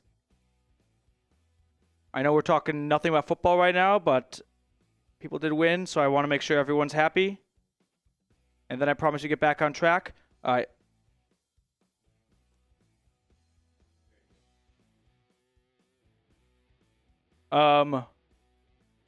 Overlord, if it doesn't work tomorrow, I'll just like reply to you on this Venmo thread with a different way to figure it out. But I'm confident that tomorrow or we'll figure it out. Do you have Cash App? It doesn't. I don't think it works. I had Cash App. It mine doesn't work anymore either. Yeah, I had it. I haven't used it in forever. Yeah. Okay. Joe, I'm just going to send you your 50 right now.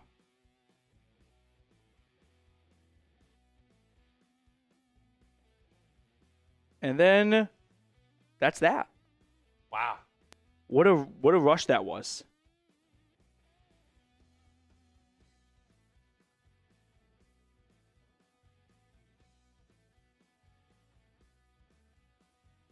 Okay. Joe Wilbur.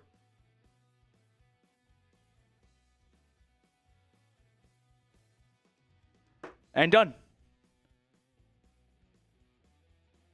So everyone, spam Overlord. The guy just sent out $150 to strangers out of the kindness of his heart. This is almost probably the craziest thing I've ever seen on a YouTube show before. He just came in here and was like, hey, I just want to give $150. So everyone spam Overlord. Logan, let me know if you got your Cash App. If I'm a part of some big money laundering scheme, I'll feel really bad about it. But I don't know how you could do money laundering if you're sending money away. Yeah, that doesn't seem like a money laundering thing. Yeah. That's funny.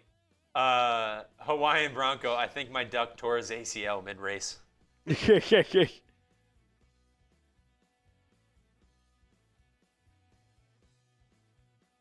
All right, one moment.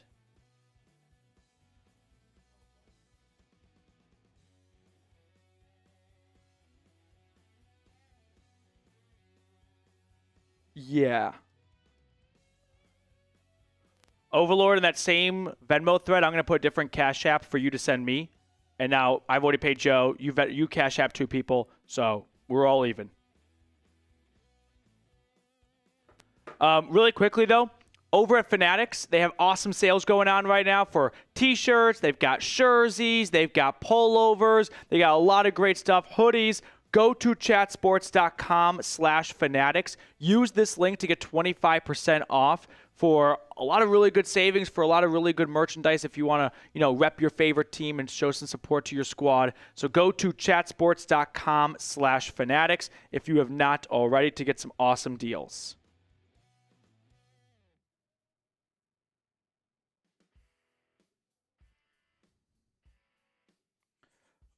So that's the end of that. Wow, what a rush. We have some super chats, though, from like 20, 30 minutes ago that we're going to catch up on.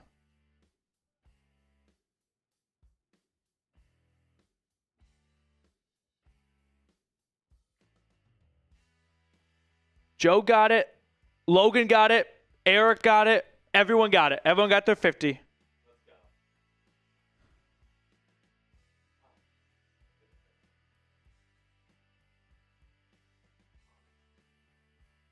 Seriously.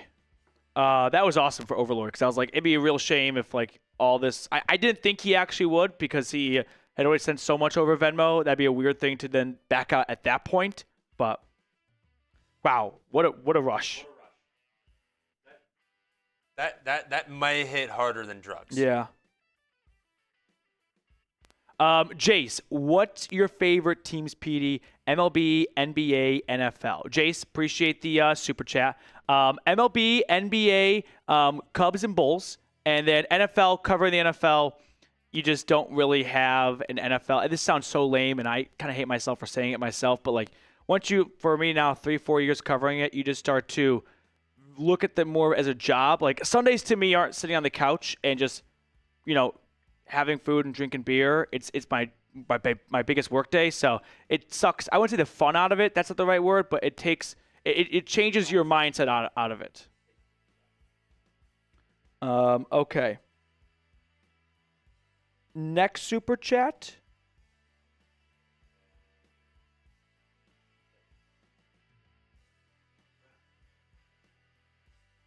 And then Overlord, I'm sending you one more Cash App for the 50.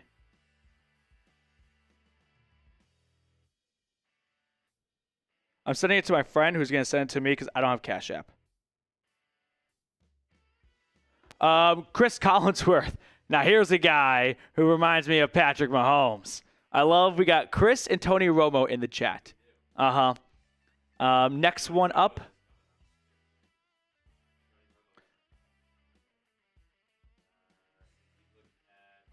Camden. Yeah, we did look at that one. Fluffy man. Which running back in free agent? Oh, yeah, we did that. Bradley. Bradley's been patient. I'm sorry, Bradley. It was a long wait. Would a 2026 first be enough to get Brock? No. I know you wrote a lot more, but the answer's already no. But I will continue reading for you.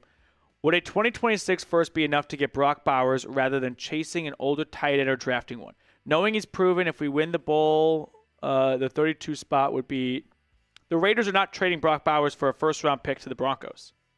Brock Bowers was a first-round pick himself. He has proven to become already more valuable than a first. So you'd have to give up more than a first for sure. The Raiders paid a first for him. They don't want to get the same thing they used on him back when all he's done is increase his value since then. And they're not trading him. He is, after 1 year, and if Broncos fans remember, he was my number one draft target for Denver. Obviously, having a quarterback is more important than a tight end, so no regrets. But you're not trading for Brock Bowers. I'm very sorry, Bradley. Tony Romo. I don't know, Jim. 4 seems like a lot. We're talking races here, I think? Yeah. Tony and Chris, thank you for watching with us. Tony again? Oh, another one. Jim, read my new super chats. This is... Am I Jim Nance? I guess I'm Jim Nance in this relationship. I don't know, Jim. All right. Okay. Oh, Jared. Last 3 days been good entertainment, brother. Sure has. I did not wake up thinking today we would be doing this. Dave Joseph from the Falcons channel. Reed, you still a little tipsy from yesterday, bro? That's a good question. That's a fair question. I had some good sleep. I had some food. It's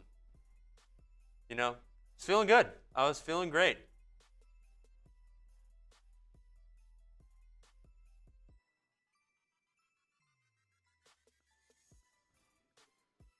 No. But Overlord say he cash apped my friend, who I'm going to have Venmo me 50. And now everyone's even then. Since I sent Joe my $50 own dollars. Oh, no. P. Diddy! Oh,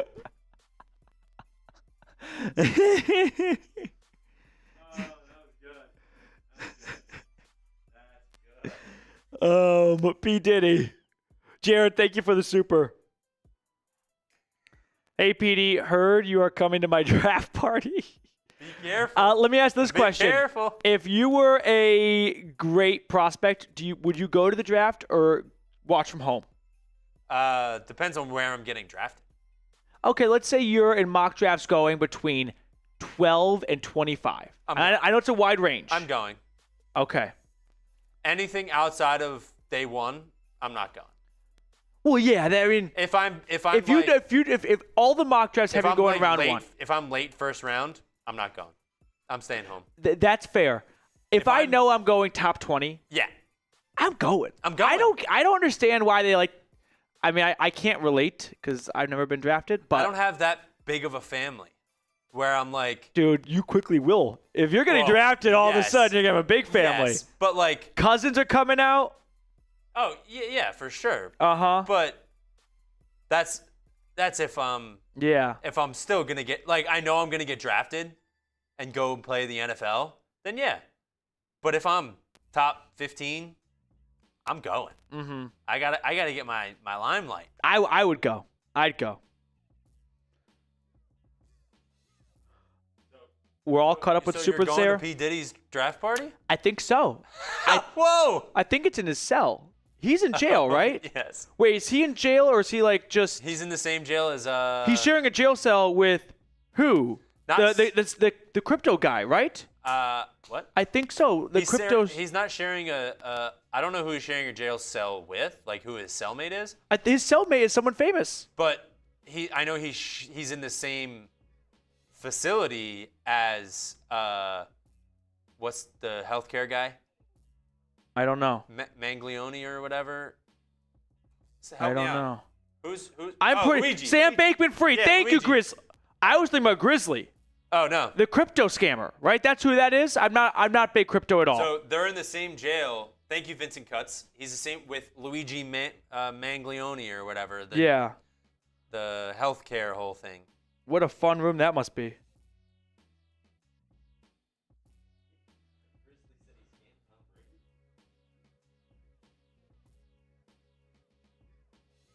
Trey, we got a super chat from Trey. So the news, though, over the last 20 minutes, just to make sure everyone knows, and this is why I warned you guys about an hour ago, so don't be like, whoa, what? The Jets are officially releasing Aaron Rodgers. You're going to see a lot of formalities come out. The new league year for 2025 begins in 20 minutes.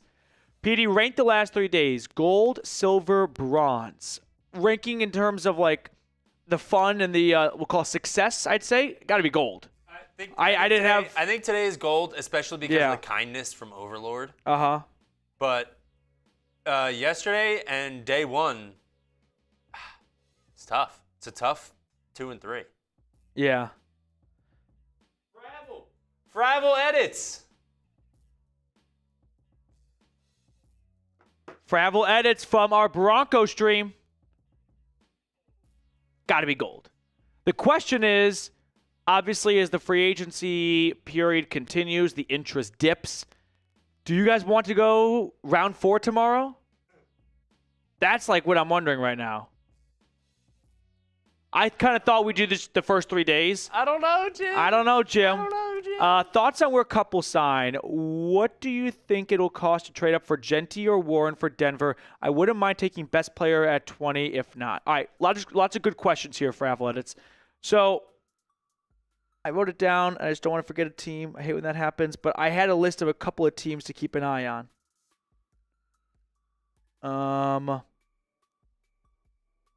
1 second. I just got to respond to this message really quickly.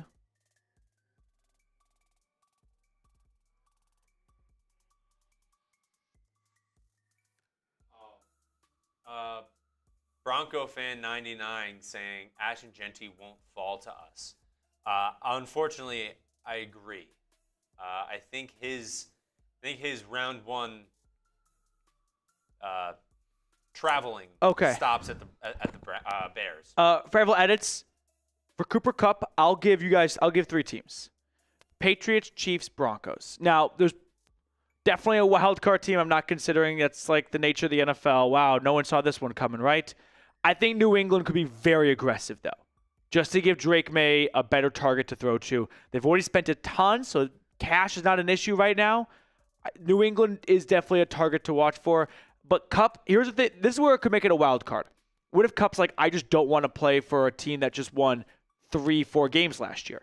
I think he knows. I think he knows his career is coming to an end. And just cash in? He's going to play anywhere. Yeah. But I'm saying is if he gets $15 million from New England and $10 million from Denver, what do you think he would take? I think he's going to New England. You think the extra 5? Drake May? He's got the ring. So, he doesn't need to worry about, I have to chase a ring at the end of my career. I think he's Five. It has to be a significant amount of money, though. Yeah, I don't disagree with that part. And then edits, what would it cost to trade up? All right, the example I can give would be when the Bears traded up with the Giants to get Justin Fields. That was from pick 20 to pick 11, and that cost them a future first. Denver's picking 20. If they want to go to around 11, it's going to cost a future first. I think if you go from 20 to inside of 13, you're giving a future first. So do with that information what you will.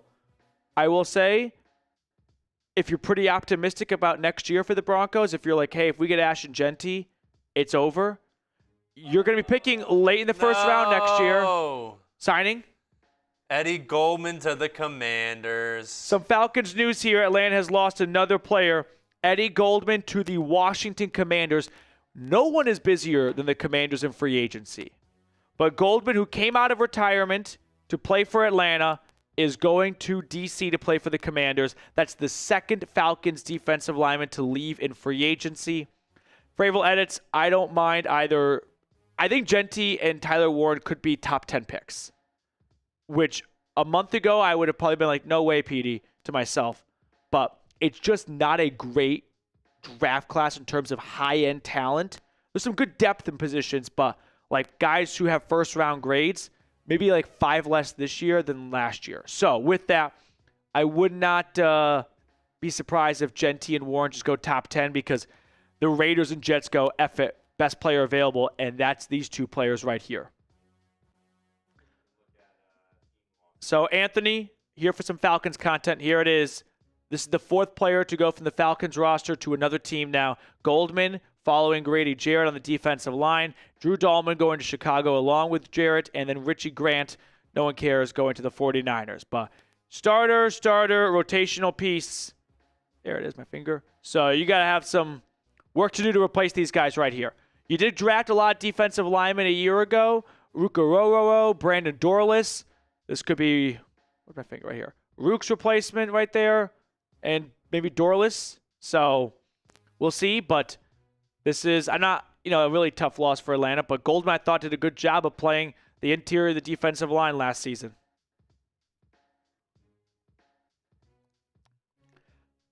Do you want to?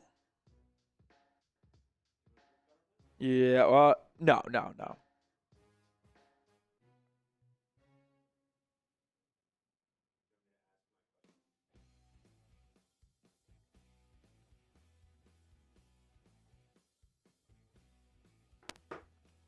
Let's just show up the Super Chat and like total really quickly.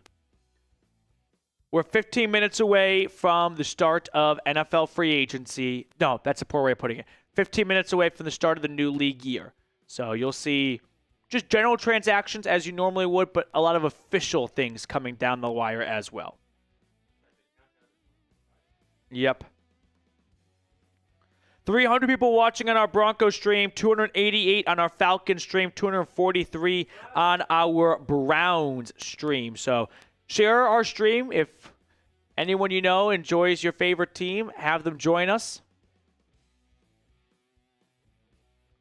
All right, Fravel edits. Fravel edits? How do I pronounce you think that? Fravel? Zach's vocal analysis is back. Good to see you, Zach. It's just hard for me to see a running back go top 10 and a tight end. Bowers went 13 last year. I've seen lots of people say Genty to Dallas and Warren to the Colts. Trading up to number 12 to 14 is worth it. Both are that good. I'm with you there. Like, I don't disagree that. We talked about this, was it yesterday? There's only like 5 tight ends that have gone in the first round, in the top 10 in the last 15, 20 years. We counted them out. It was Kyle Pitts, TJ Hawkinson, Eric Ebron, Vernon Davis, and maybe one more I'm forgetting, but you're right. Who? No, he was on top 10. Yeah.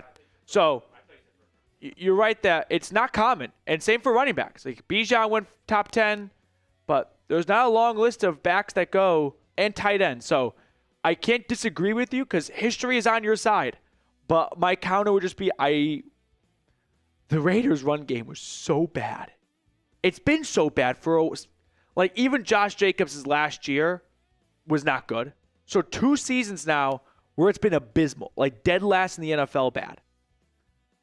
And as for the Jets, they've already invested a ton defensively in the draft the last few years and in free agency. They do need a tight end.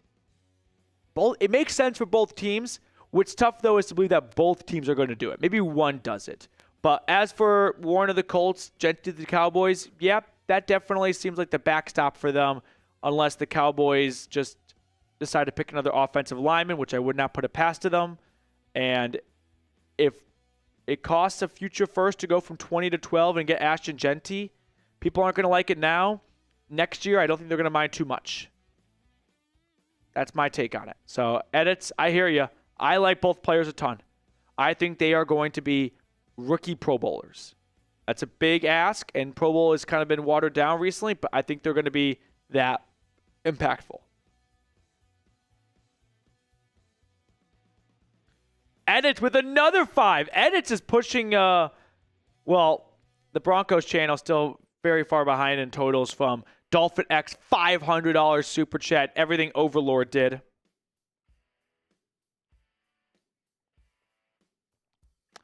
By the way, my buddy sent me the $50 that Overlord sent him on Cash App. But for a little bit there, he was like, why don't I just keep it? Because this was very hard to explain over text. Mr. Cooperstein? Yeah, I told you. Freezing in here. Another super from P. Diddy as well. Trey says Taquan Graham is re-signing. Am I getting got? I don't trust you guys anymore. You've lost my trust, but that one does seem believable. Yeah, that one's real. Okay, Taquan Graham is re-signing. So they lose one DT, but they bring back another one. I don't have the number, Brent, for what the deal is in terms of contract value. All right. Fravel edits. My dream offseason would be sign either Kupp or Amari Cooper. I was like, Cooper, Kupp. Trade up for Genty or Warren. Use our second on Hampton, Caleb Johnson, or Fannin Jr. Let Bo cook. So basically, edits, you're saying sign, let's say, Cooper Kupp because he's better than Amari Cooper. Trade up and select, let's say, Tyler Warren, and then go get Caleb Johnson. So you've added Kupp, Warren, and Johnson. Not going to lie, that fucks. That's a very good offseason right there, edits. That's good. I think that'd be a great, month and a half for Denver. P. Diddy. Odell is at the party too. Hey, it's the anniversary of Odell Beckham Jr. getting traded to the Browns. Where were you kind of moment? Where were you when OBJ got dealt to Cleveland? I don't really... Yeah. I was in college. I think I was just in my room. I think it was my living room. Yeah, no, we'll do a video for the signing and loss, like combo, Graham and Goldman. So yeah, let them know. What we're gonna do next, everyone, is if you don't know, this is a Tricast between our Browns, Broncos, and Falcons stream. So I want to do a video about Atlanta re-signing a player and losing a player. I know that is not necessarily everyone watching's favorite team, but when your team makes a move, we'll break it down for you as well. So a little bit of patience. If you want to leave and come back, I can understand that as well. But we're going to talk about Falcons gaining and losing a player within an hour, or not even an hour, within 5-10 minutes. Madison, what's going on? Thank you for tuning in. New league year begins in 8 minutes. Okay.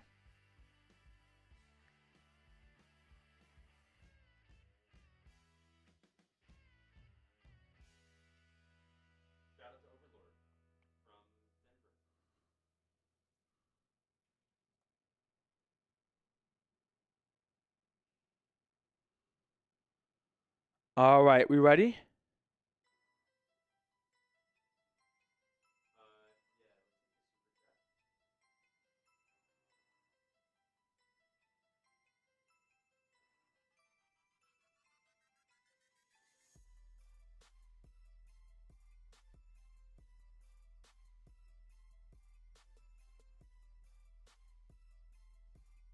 All right.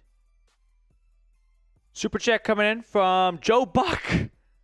I respect the grind in hitting every single broadcast booth. And Logan, our winner. Logan's learning what it's like if you win at the casino. You feel like I can spend a little bit more and more and more, and all of a sudden you give it all back. This one's from Overlord, not myself. Logan Jenkins, shout out Overlord, over or under 10.5 Broncos wins. They won 10 games last year, went 10-7, right? Win with the Chiefs at the end. I think over. I think 11 wins. I'm not going to make some, grand 12, 13, 14 win prediction. Year 2 for Knicks. We've seen quarterbacks sometimes have a sophomore slump, but the roster construction's been excellent. The defense is fantastic. I'll have a better answer for you when I know who the running back is, because that is a big area of weakness. But Logan, thank you for your super chat. Congratulations, and definitely big shout out to Overlord. I'll say 11 wins for, you know what? I really want to say 10 on the dot. They might just go 10 wins back to back. That's what I'm kind of thinking right now. So I guess under, which is really sad to say. But 10's the number I have in my mind. So I'll say 10. I'll say 10. It's tough to win 11 games. You know what I mean? Joe Buck, that was a disgusting act by Randy Moss. You know how you're listening to a Joe Buck call? What Joe Buck does is, and next time he unfortunately doesn't do baseball anymore, but he was like especially known for this in baseball. He would just take the word is and just tack on a million S's. So let me just say, for example, right? If it was football, it'd be like Joe Buck on our Browns channel. It would be like if Kenny Pickett drops back and that ball is caught. Yes. That's what he does. Yeah. He just goes, is intercepted. Yeah. Home run. That ball is deep. That ball is gone. That's the Joe Buck. I like Joe Buck. Some people hate him. I think he's a good broadcaster. I think he definitely got to where he is with a little bit of nepotism, but he made the most of it. That's not the same for every other Nepo hire out there. Thank you, Joe, for the super chat. And then Overlord with a $10 super chat. Overlord, ladies and gentlemen. A performance to the likes we've never seen before. Dave Joseph, I will meet you for that beer as well. Let me finish this diet, and then I'll have the beer with you. For Duck Race, go Falcons. It's really a damn shame that the Falcons representative with 3 races, no Falcons winners at all. That was a bit of a gut punch right there for Overlord. And, the Ducks don't lie. But Overlord, you're 1 of 1 today. You truly are. You and Dolphin X are kings of the castle. We've had 3 different broadcasters super chat today. Joe Buck, Chris Collinsworth, and who was the other one? Tony Romo. I like all 3. I know that those 3 are polarizing. I'm fans of all 3. I think Collinsworth does a great job on color. I think Buck's a good broadcaster. I like Romo still. Everyone kind of got out on Romo. I still enjoy it. I still think his noises are funny. I like the noises. The thing with Romo, I felt like, was early in his career, he had such great analysis because he was so fresh out of the league. Now, as the game evolves, his connections and the way the game was played when he was there changes. I also don't think Romo does any homework. He does the bare minimum. I don't think he does a great job of preparing most often. Zach with a $5 super chat.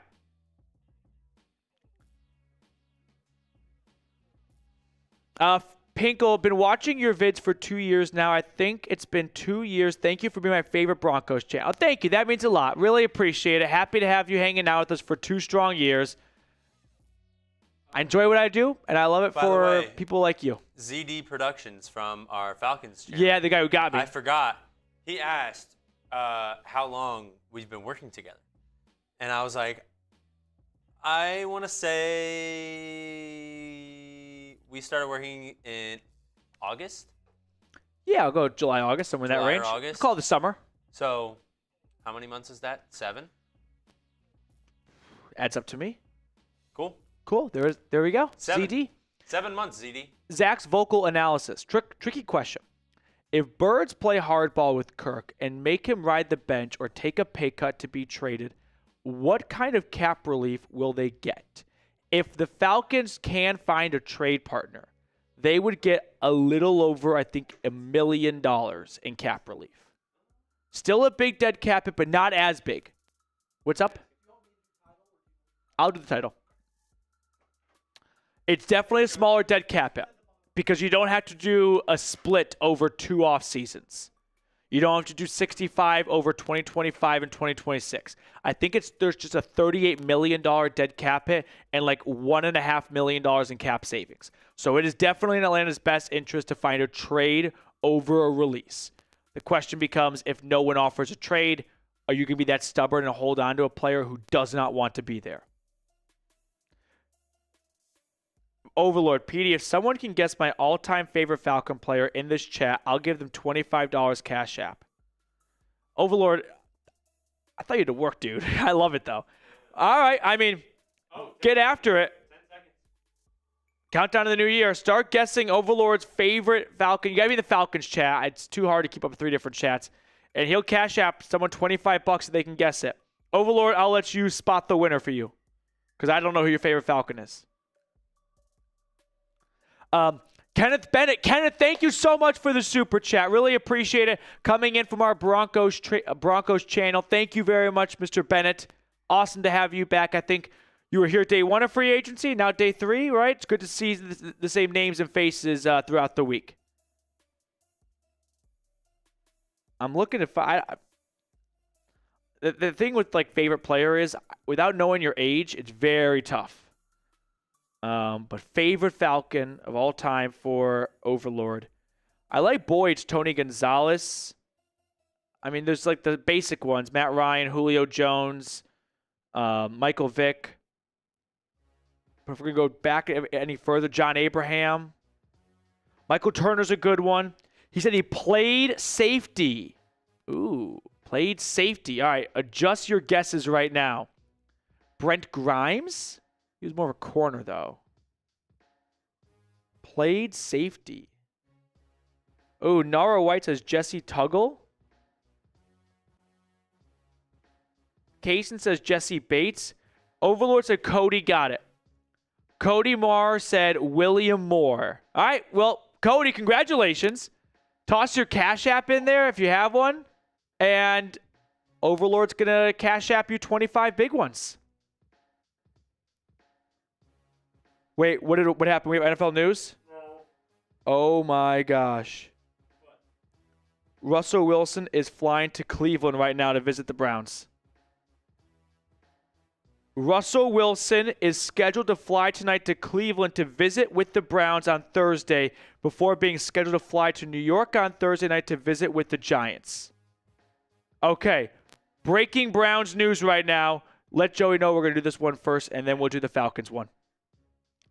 Russell Wilson is coming to Cleveland for a visit.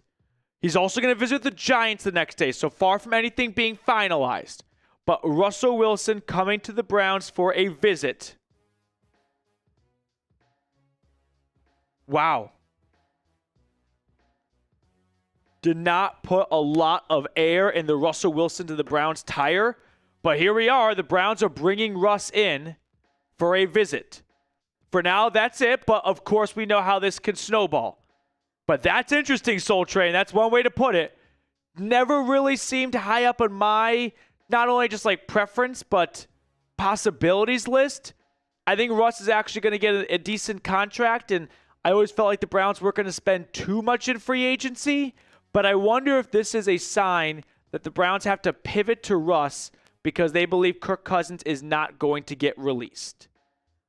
That could be an alternative angle here. Does this mean Atlanta will not blink when it comes to Cousins, and they will keep him through that $10 million roster bonus? And as a result, the Browns move on to maybe plan B, which is Russell Wilson. Holy smokes. That's big. That's something. That is some news right there. All right. A lot to discuss, a lot to break down right now. We're going to cover it all. Russell Wilson visiting the Browns. What's your instant reaction to that? If he ends up signing, I don't think Russ is very good anymore. I think Russ is definitely better than plenty of other free agent QBs. No mistake about that. You could do worse for sure. It really comes down to what you'd be paying him, because I'm not interested in paying Russell Wilson a ton of money if I'm the Browns. And he's not going to sign for a vet minimum. That phase is over. That was a one-year thing with the Steelers.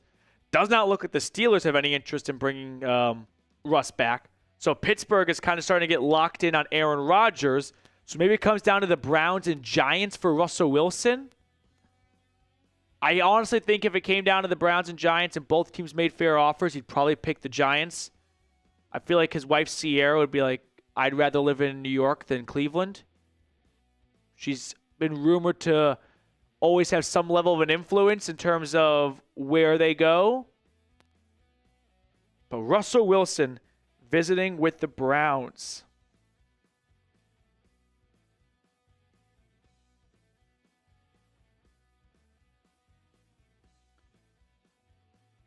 Does this mean the Browns got word that Atlanta is not moving Kirk Cousins?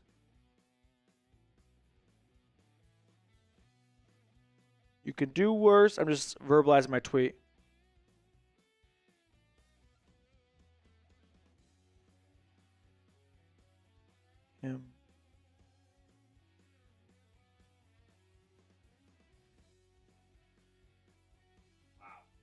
That's a surprise. That is, it's not a shocker. I mean, the Browns need a quarterback. He's a quarterback. It was kind of funny because everyone was talking about either he's going to the Steelers or the Giants. Yeah. I think everyone forgets Kirk Cousins is not released yet. Yeah. I know. There's so much smoke of him going to the Browns, but he's not. I have not agent yet. I have not minced my words when it comes to Cousins and what I think is going to happen with him in Atlanta. I'll have crow to eat for sure if Atlanta holds on to him. Yeah. I'll just be wrong, which no one likes to be wrong, but my counter is I'd rather give an opinion than be wrong than give no opinion at all. So I'll eat crow. You guys can throw tomatoes in the chat. I'll be the world's dumbest YouTuber ever. I've said, and I'm not going to try and shy away from it and try to walk it back. I really believe that the Browns meeting with Russell Wilson could be an indicator that Kirk Cousins might not get released, and they have to now start making another plan of attack. All right. Yeah. So if you can get the I'm just going to make a player of 3. You want to you can just do the Schefter social. Okay, that works too. CLE, I agree. Even with Russ being mid last year, Russ was really bad down the stretch. That's what the big knock was, as the Steelers lost, was it 5 in a row to close the year? Lost their playoff game. I think it was 4 regular season games and one after they beat the Browns the second time. I think they lost every game after that. They lost to the Ravens. They lost to the Chiefs on Christmas Day. They lost to the Bengals to close out the year. I think there was one more too. They lost 3 or 4 in a row, and Russ was very bad in that stretch.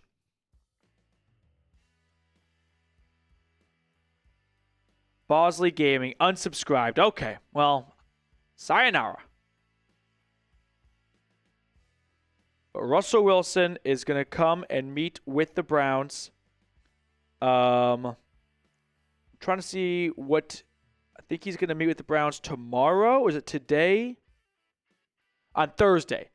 So, no Browns Russell Wilson signing will happen now. Maybe after... I don't think any signing will happen until he finishes his meeting with the Giants, unless he's blown away by Cleveland and can't turn down that contract offer. But one would assume he'd at least hear out both teams, whining and dining him and make the decision after that. So I don't expect a Russell Wilson signing, if at all, to happen until Saturday at the earliest, probably. Maybe he takes the weekend to think about it. It's a Monday thing, so it'll be a little bit of time here. Oh, I like this from Bradley. I hadn't even thought that far ahead. Well, Russell Wilson reuniting with Jerry Jeudy. That was not a very good tandem in Denver. Jeudy never got to 1,000 yards. Was always kind of a disappointment for where he was taken in the draft. I'm sure Jeudy hated getting that notification. It was like, I'm finally away from this cornball, and now I've got to go back.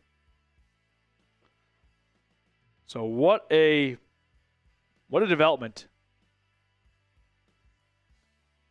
We're going to break it all down, though, like I said, in just a second. Give me a moment. I'm not very good at multitasking.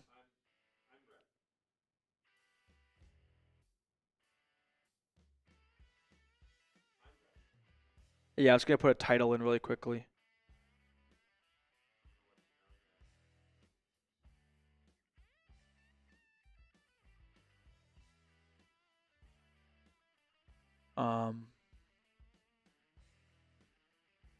One moment, everyone. Sorry. I know, dead air, a radio nightmare.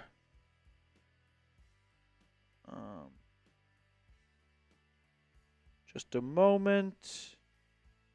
Come on, don't get me the... Oh, not the time for the Wheel of Death. There it is. Okay.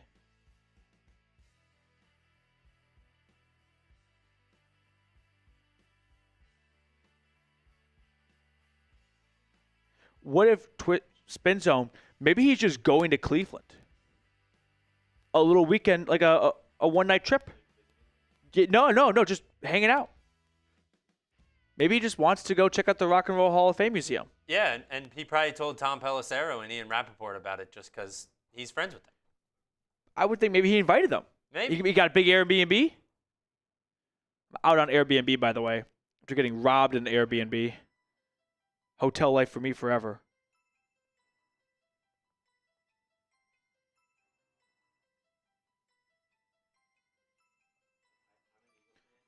Okay. That's a made up. That's not a real person. That is resigning too. That's a made up name. That is not a person. All right. Let me just. Oh, the Browns just signed someone too. They just signed a defensive tackle, Malik Collins. Okay, we have to slight pivot. The Browns also just signed 49ers defensive tackle Malik Collins, 2-year, $20 million contract.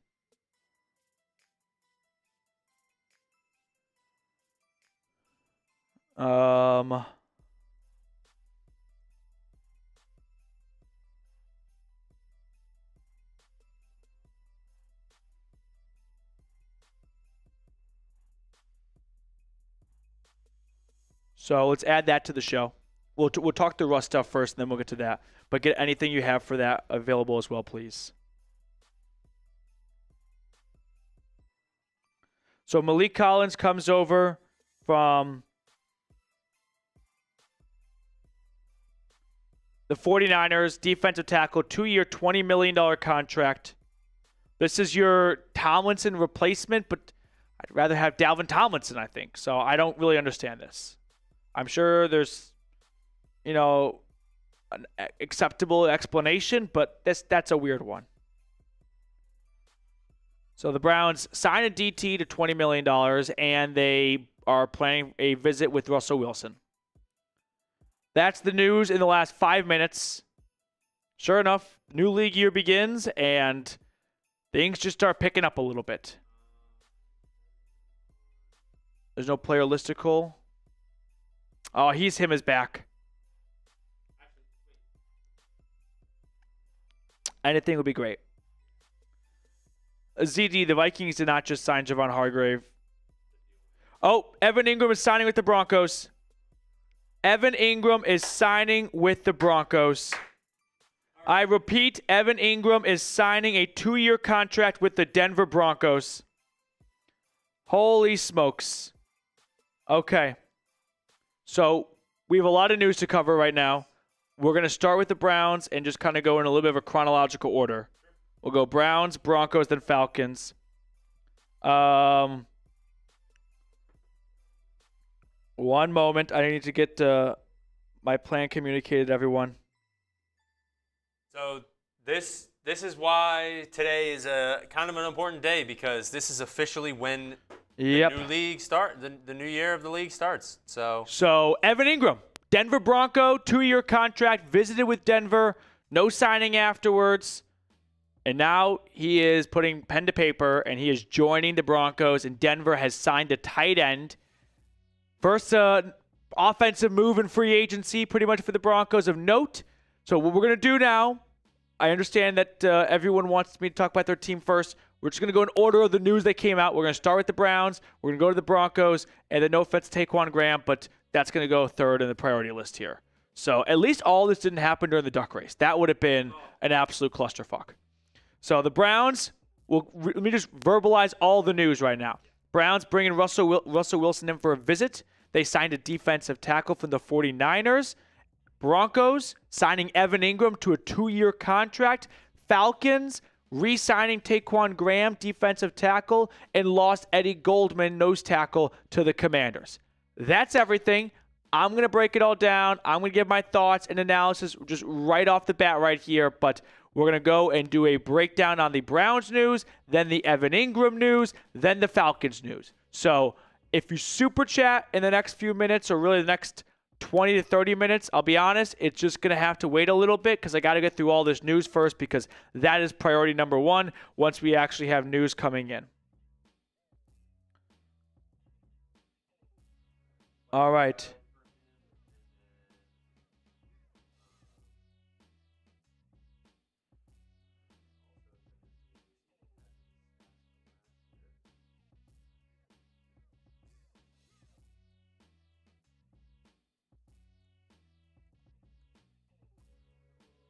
Okay.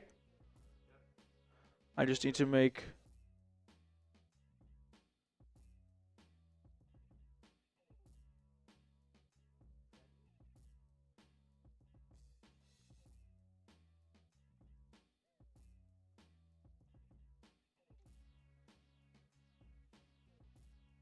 All right.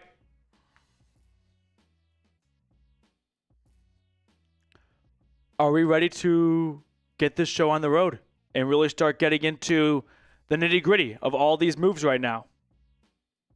Beginning with the Browns moves and news, then moving over to the Evan Ingram signing, and then the Falcons signing. So appreciate everyone's patience and understanding, as we got a lot of moving pieces here. And we're just going to get to it all, and we're going to do it in the best way possible, or the quickest way possible. Let me know when you're ready, Reed. We've got Russell Wilson visiting Cleveland. I don't think it's a vacation. I think it's to meet the Browns. Yep. Yeah. Yep. Okay. All right. I swear it's going to be our luck. The Falcons are about to sign Asante Samuel. That's going to happen. I'm just going to probably put that out there as keep an eye on it. So lots of news, lots of breakdowns coming in here. I'm ready to roll. You ready? Yep. Here we go. We'll begin with the Russell Wilson visiting with the Browns and their free agent signing. In fact, who did they sign? Malik Collins, that's his name? I just want to get his stats. Yeah. Okay. No, that's all. I'm good now.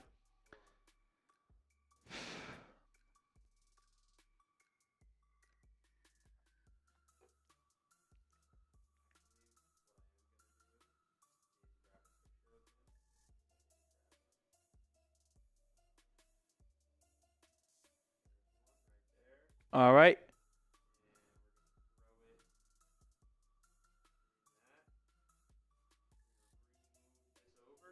Let me know what Broncos fans watching grade the Evan Ingram signing. Give me an A, B, C, D, or F. I'll give it a B. I don't think we should have, like, whoa, this is a game changer expectations for us. Like, this isn't a, get your popcorn ready. But, hey, it's a good signing still. I think Ingram has played very well in Jacksonville, and I like this move for Denver. I'm optimistic about it. Half glass full approach for me. As for Russell Wilson, let me know if you'd like the Browns to sign Russell Wilson. Just point blank, is that a quarterback you would like to see come to Cleveland? Give me a yes or give me a no. As for the Falcons, minuscule move. They re-signed Taquan Graham, and Eddie Goldman left for the Commanders in free agency. Here we go. We've got some breaking news right now. Russell Wilson is visiting with the Cleveland Browns on Thursday and then meeting with the Giants on Friday. Welcome on into the Cleveland Browns Report by Chat Sports. Matthew Peterson here breaking this down. And my initial reaction to this was, man, Jerry Jeudy probably does not like this news because him and Russ, I don't want to say they didn't get along or anything at Denver, but they definitely did not get the best out of Jeudy with Russ as his quarterback for a few years. But I am a little surprised by this because Russ, personally for me, was never high up on my radar, like my personal wish list. And it never felt like Russ was really too invested with the Browns. It always kind of looked like maybe the Steelers or the Giants. But I think, reading, if you take your phone off the desk, please. I think if Rodgers ends up going to the Steelers, now Russ has to decide between the Giants and the Browns, and so he wants to give himself a few options. That's one way of looking at it. The way I'm going to look at it really quick, and then we'll talk more about Russ, just whether or not this would be a good signing. I wonder if this is plan B for Cleveland. If the Browns were all in on, we're going to wait for Kirk Cousins to be released, and then we're going to sign him. And if they got wind or got word from Atlanta that Kirk Cousins is not getting released, which, listen, I said on the channel just yesterday, I fully believe he will be released. I will eat crow. I'll be wrong. Maybe that's what's going on here. Maybe the Browns are starting to pivot to a backup plan if they're like, we can't get Kirk. Falcons are not going to cut him, so we got to find another option. Russell Wilson. So let's talk about Russ as a player. Is he washed? Is he good? Last year, missed the opening few weeks of the year with a calf, a hamstring, a soft tissue injury. He played well for a decent stretch for Pittsburgh, but he was a big reason why they ended the year on a 3-4 game losing streak going into the postseason. I also think it's worth noting that the Steelers are more in bed with signing 41-year-old Aaron Rodgers off an Achilles injury not too long ago than bringing back Russell Wilson, who just helped him go to the playoffs. That probably, to me, says a whole lot about what the Steelers think about Russ. And if Pittsburgh doesn't want him, I don't want to say that they are the greatest decision makers in the league, but that's worth considering, going, your rival team would rather go after Aaron Rodgers at his age and the way he's played recently off a team that had Devontae Adams and Garrett Wilson and Breece Hall and went nowhere. Maybe we should take word from them or take some advice from them and also do the same and not pursue Russell Wilson. I, for one, don't really want to see Russ come to the Browns. I don't think he's got much left in the tank at all. Don't get me wrong, though. He is definitely better than some other options. There's no question about that. You could do worse than Russ, like Kenny Pickett. But am I going to be super pumped up about Russ? No. For one, if you want to compare him and Kirk Cousins, because both had, injury-ish plagued years a season ago and up and downness with the two, one's going to cost you next to nothing because Kirk Cousins would sign, like Russ did with Pittsburgh, a veteran minimum contract. The other one, I think Russell Wilson can get 2 years.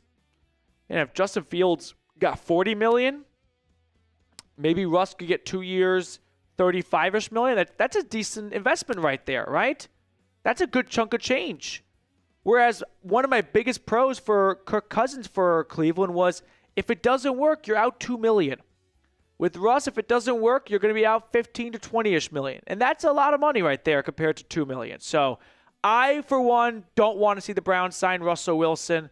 I don't think it's going to work out well. I don't think he's that good of a quarterback anymore. I think as the years continue to go by, he continues to go in the wrong direction, and you are chasing Seahawk Russ, who hasn't been here for, believe it or not, almost 5 years.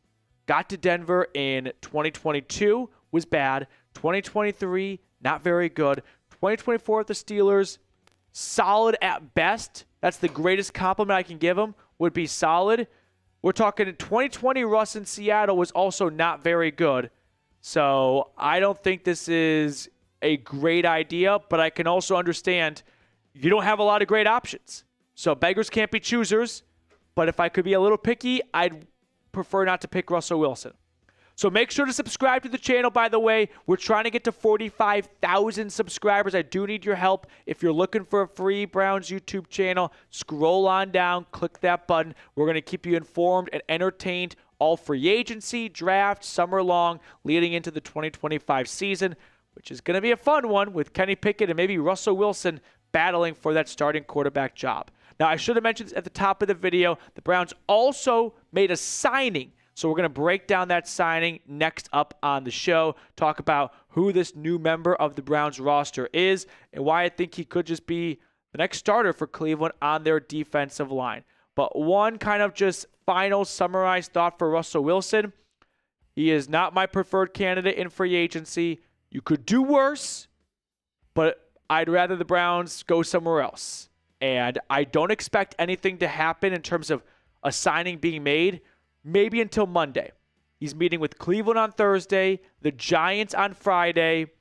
Could take the weekend to think about it, review both options, and maybe make a Monday signing. That's where my head's at right now. Now, we also have a signing that the Browns made. Remember, they somewhat surprisingly released Dalvin Tomlinson a few days ago as a post-June 1 cut, and they have found a Dalvin Tomlinson replacement in Malik Collins for a 2-year, $20 million contract. He was recently cut by the San Francisco 49ers as they are slashing and shedding everything on their roster. So let's get to know the former third-round pick by the Cowboys in 2016 out of Nebraska. He started and played every single game last year for the Niners. Before that, he was with the Texans, which is why if you're wondering, why do I know that name? He had a really good run. Let's say, with the Texans, but went to San Francisco last year. 5 sacks, so some good pass rush upside for someone that plays on the interior defensive line. From a player perspective, I don't have much of a beef with Malik Collins. I'm not going to lie and say I watched all of his tape last year or anything like that, but surface level, I think you're acquiring a good player, right? But the head scratcher is he better than Tomlinson? Because if you're going to move on from Tomlinson, one would think you're doing that to maybe go with a cheaper option.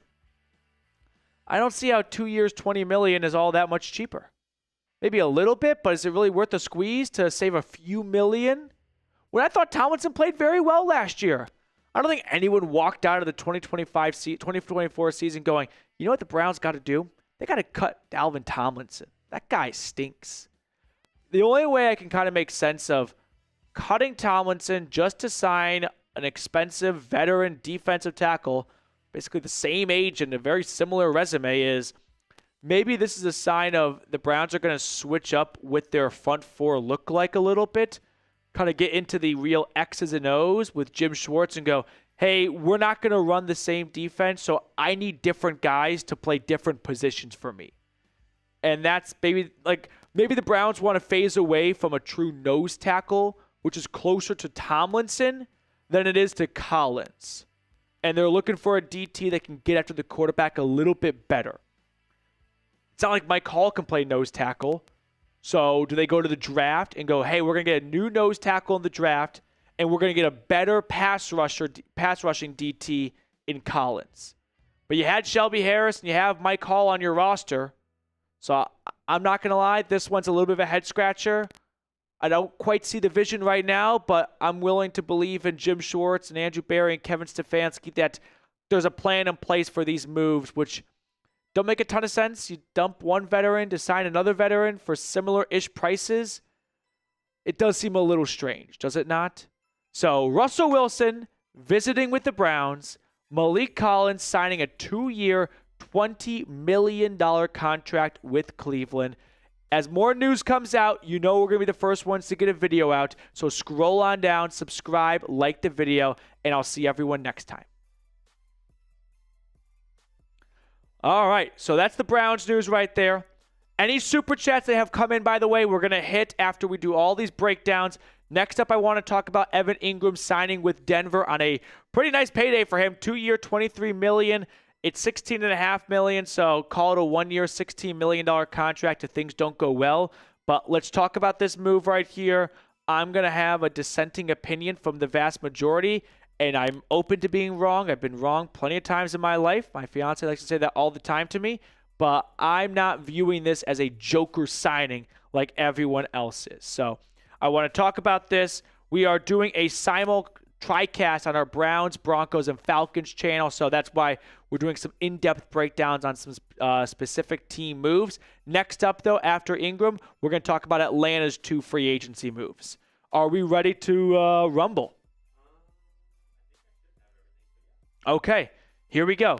Let's talk about Evan Ingram signing with the Denver Broncos. The Broncos have signed a tight end, Evan Ingram, after bringing him in for a visit at the beginning of the week. It's a 2-year, $23 million contract, $16.5 million guaranteed. I'm not shocked. I'm a little surprised just because after the visit, he went to go visit with the Chargers, and a lot of times that might signal maybe the visit didn't go super duper well since he left without a contract, but it went well enough, I suppose, for the Broncos to decide, all right, let's get this done. Now, on yesterday's episode, we looked at 2 trade targets for the Broncos, Mark Andrews, Dallas Goedert. Maybe Denver made an offer or made at least put out a feeler with Baltimore and Philly, and the asking price was too high, so they decided, let's go with Evan Ingram instead. We don't have to give up any draft capital for him. My overall thoughts and takeaways, though, on the signing, I'm going to be a half-glass full guy about it. I don't think I'll probably be the leader of the Evan Ingram fan club. Like, this was a terrific home run signing by the Broncos. I don't want to be a rain cloud, but I'm also not going to probably gaslight and just fill everyone's tires with Evan Ingram is a A-plus signing. No, I love the Dre Greenlaw signing. I like the Talanoa Hufanga signing. I like the Ingram signing. Now, I'm going to say something that is widely disagreed with online, but I don't care. I don't think this is Sean Payton's Joker. I think some people took Sean Payton's Joker line a little bit too simplistic and thought, oh, any tight end or running back can be his Joker. That's not what I envisioned when Sean Payton said he looks for a Joker and I think about Evan Ingram. I think Evan Ingram is a fantastic red zone target. I don't think he is like a waste of space in the middle of the field, but no, I don't know if this really is Sean Payton's Joker to transcend the offense. I think it's just a really good tight end. I think it's just an improvement from the 3 tight ends you had last year in Lucas Kroll, Nate Atkins, and Adam Trotman. I think you improved your roster. I still think the Broncos in the draft are going to try and really find that Joker. Now, Ingram, you go back 2 years ago when he was fully healthy with the Jags, maybe the best year of his career, nearly 1,000 yards, 4 touchdowns. Last year, unfortunately, an injury basically kept him off the field for half the season and a very small amount of yardage and production, 365, 1 touchdown. Former first-round pick, right, by the New York Giants, and I think this is a move that Bo Nix is going to like, and the offense will improve from and benefit from because he simply had to improve the tight end position. And while I do think it's still a possibility they target tight end in round 1 of the draft, if we're power ranking positions that have the toughest time transitioning from college to the NFL, tight end's got to be towards the top of that list. Because college tight ends are not asked to just chip Max Crosby or Myles Garrett. No, that's not really part of their job description. So there is a learning curve for tight ends, maybe more so than other positions, when going to the league. So getting Ingram on a 2-year deal can kind of help bridge the gap for when you take that tight end and when they really start to become an effective player. Brock Bowers had no issue. There's a couple of guys who really just didn't skip a beat, and I think Tyler Warren could be one of those guys who just picks up right where he left off at Penn State, but maybe Colston Loveland really needs a year to develop and get with NFL game speed. And Ingram signing a 2-year deal with $16.5 million guaranteed. Things don't go well, which I don't want to put that out there already. It could just be a 1-year, $16 million contract, and that's a good amount of investment for just 1 season. I don't expect Denver to have this mindset of we're going to get out after the first year, but we had to offer him a 2nd year to get him to sign. No, I think Denver could, be interested in having Ingram stick around for the full length of the contract, but I like the move. I'm not going to try and sell it off as this is a highway robbery signing or this is a home run. Denver just murdered this free agent signing, right? That sounded weird. Imagine they signed Aaron Hernandez and I said that. But Denver just killed this. You know what I mean? Fill in your own Mad Lib for it. I'm not quite there for this, but I do like it in general. Now, make sure you are subscribed to the channel. When Evan Ingram signs, when anyone signs, you know we're going to get a video out to you. So if you have not already, I invite you to scroll down, click the sub button. If you don't enjoy the content, you're always welcome to unsubscribe after a few days. It's completely free, but give us a shot. I promise you won't regret it. If you do, money back. So scroll down, click the subscribe button for more Broncos free agent coverage. So talking more about Ingram, but just the offense in general and what this means moving forward. As for the draft, as I said earlier, I don't think this is going to have a major altering effect on it. What I do think this could mean is it provides a level of insurance for Denver that if they can't get Tyler Warren or Colston Loveland, they at least have a veteran they can fall back on. And that's a pretty good safety net. Because as we get closer to the draft, I'm starting to really be under the mindset that Warren and Genty may not even leave the top 10. Now, it is the draft, so I don't want to say anything definitively. I think anyone that says things definitively outside of guys they're going to go first, second, or third overall are somewhat silly because no one expected not a single defender to go in the first 14 picks of the draft last year. So there's always craziness in the draft, but as of March 12th at 2:35 p.m. Mountain Time, I'm thinking Genty's a Raider and Warren might be a Jet. And if that happens, a lot of people thought, well, if they can just get Warren past the Colts at 13, he could fall to Denver at 20. Now it might be Colston Loveland at 13. So this does provide a safety net, as I said, for the Broncos, that if they can't get the tight end they were really hoping for in round one, they've got a good veteran. And if they do, more the merrier, right? I don't think there's going to be a problem with Evan Ingram and Tyler Warren being on this roster. I'm sure Sean Payton can figure out a great way to pair those two together. So Ingram to the Broncos. Give me your grade on this, by the way. Would you give it an A, B, C, D, or F? I'm going to give it a B grade. I gave Greenlaw and Hufanga A grades. This is a B grade. I'm not going to try and pretend like this is as exciting of a signing to me as the Niners signings were, but we've seen plenty of production from Ingram, and not too long ago, it's always nice for a young quarterback to have a rock-solid tight end that they can lean on, and hopefully Bo Nix has that now in Ingram because he did not have that with any of his tight ends last year. So I like this move, but I don't think we should look at it as the savior for Sean Payton's Joker quest. Now, before we sign off, one last question here. Do you think Denver's going to go undefeated in the AFC West? They swept the Raiders last year. They split it with the Chiefs, and they got swept by the Chargers. 6-0 seems like a bit of a mouthful, a lot to chew off here, but if you feel like Sean Payton and Bo Nix in that second year together are really going to take a big step forward, maybe it starts with dominating in the division. So there it is. Evan Ingram, 2 years, $23 million. The Broncos have made three notable external signings now. Talanoa Hufanga from the 49ers, Dre Greenlaw from the 49ers as well, Evan Ingram from the Jacksonville Jaguars, handful of re-signings. Trent Sherfield comes over from the Vikings to play special teams and a little bit of wide receiver. Appreciate everyone for watching with us. Like I said earlier, if you enjoy the content, subscribe. Give us a like down below too, and I'll see everyone next time.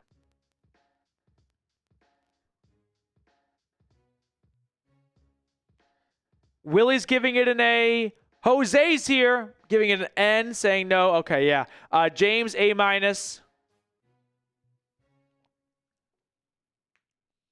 Next up, I want to talk about a few things for the Falcons.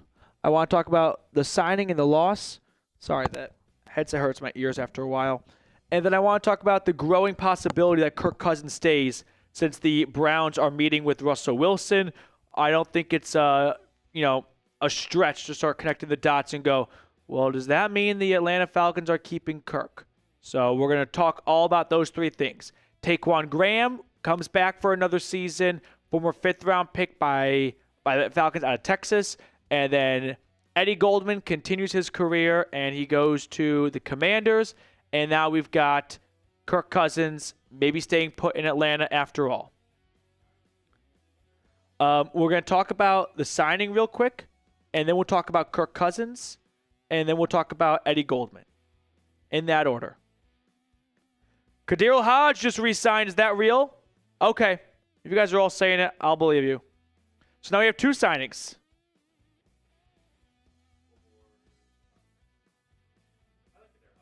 Yep. Kadir Hodge, 2 years, $6 million. So 2 signings, 2 re-signings. Taquan Graham. Let's talk Taquan Graham and Kadir Hodge real quick, and then we'll talk a little about Kirk Cousins. Also, Browns fans watching right now, Mary Kay said that the Browns are still working on signing Malik Collins. So a little bit of a source off. I just want to relay the news to you, but too late now. This is kind of the nature of free agency. Things can be fluid. Yep, Graham, and then we've got Kadir Hodge. By the way, I actually appreciate this time you guys letting me know and not just trying to troll me. Like Young Wei Koo yesterday. You know who you are.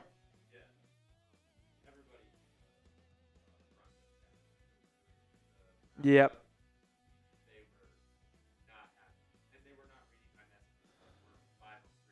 Uh-huh.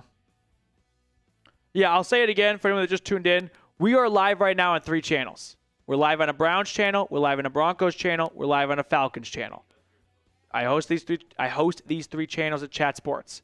So I understand that's not everyone's cup of tea, and it's weird and it's strange, and I get that. But Chat Sports as a company is still growing. We don't have 32 hosts for 32 NFL teams, so a lot of hosts have to double up, which I understand is unusual, but that's just the way it works, and I enjoy covering the NFL for a living, so I'm not going to quit over that. All right, let me know when you're ready to roll.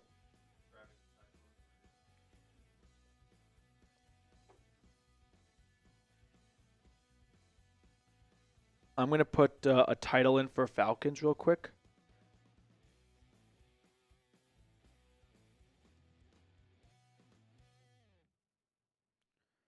Just a second, everyone. Then we're jumping into our next one here.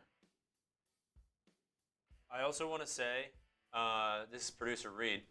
I like the Evan Ingram signing. Yeah, I do like it. This is anything. It's sort of like the Falcons as well. How any pass rusher is good. Any tight end for the Broncos is good. When you got a combined 400 yards from 3 tight ends for one season, it's bad. That's bad.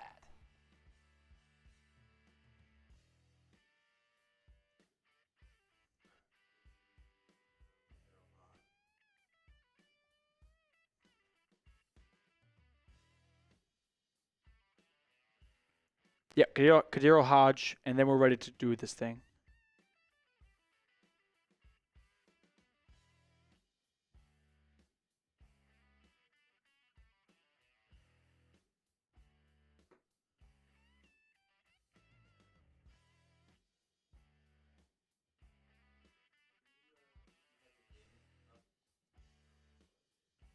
It's Khadarel, Hodge. Is it not in the system?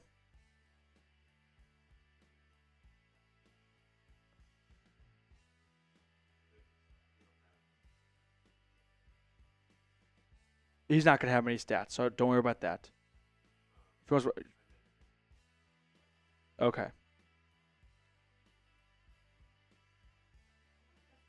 Yeah, he had the overtime touchdown against the Buccaneers, but he also had a great catch from Michael Penix in the Broncos game. I think Darius Slay is official with the Steelers. Yep. So, as I said, there's going to be a lot of signings that become official. It's not new information, but It's just pen to paper.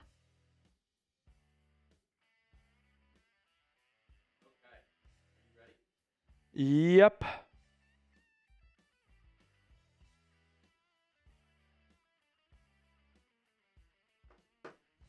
I'm ready.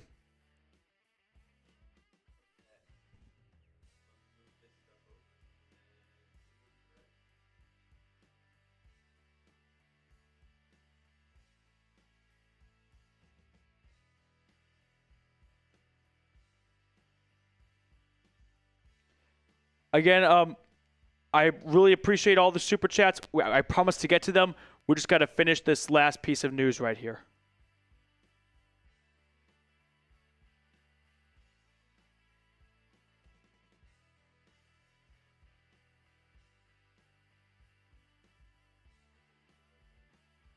We can do Hodge. Okay.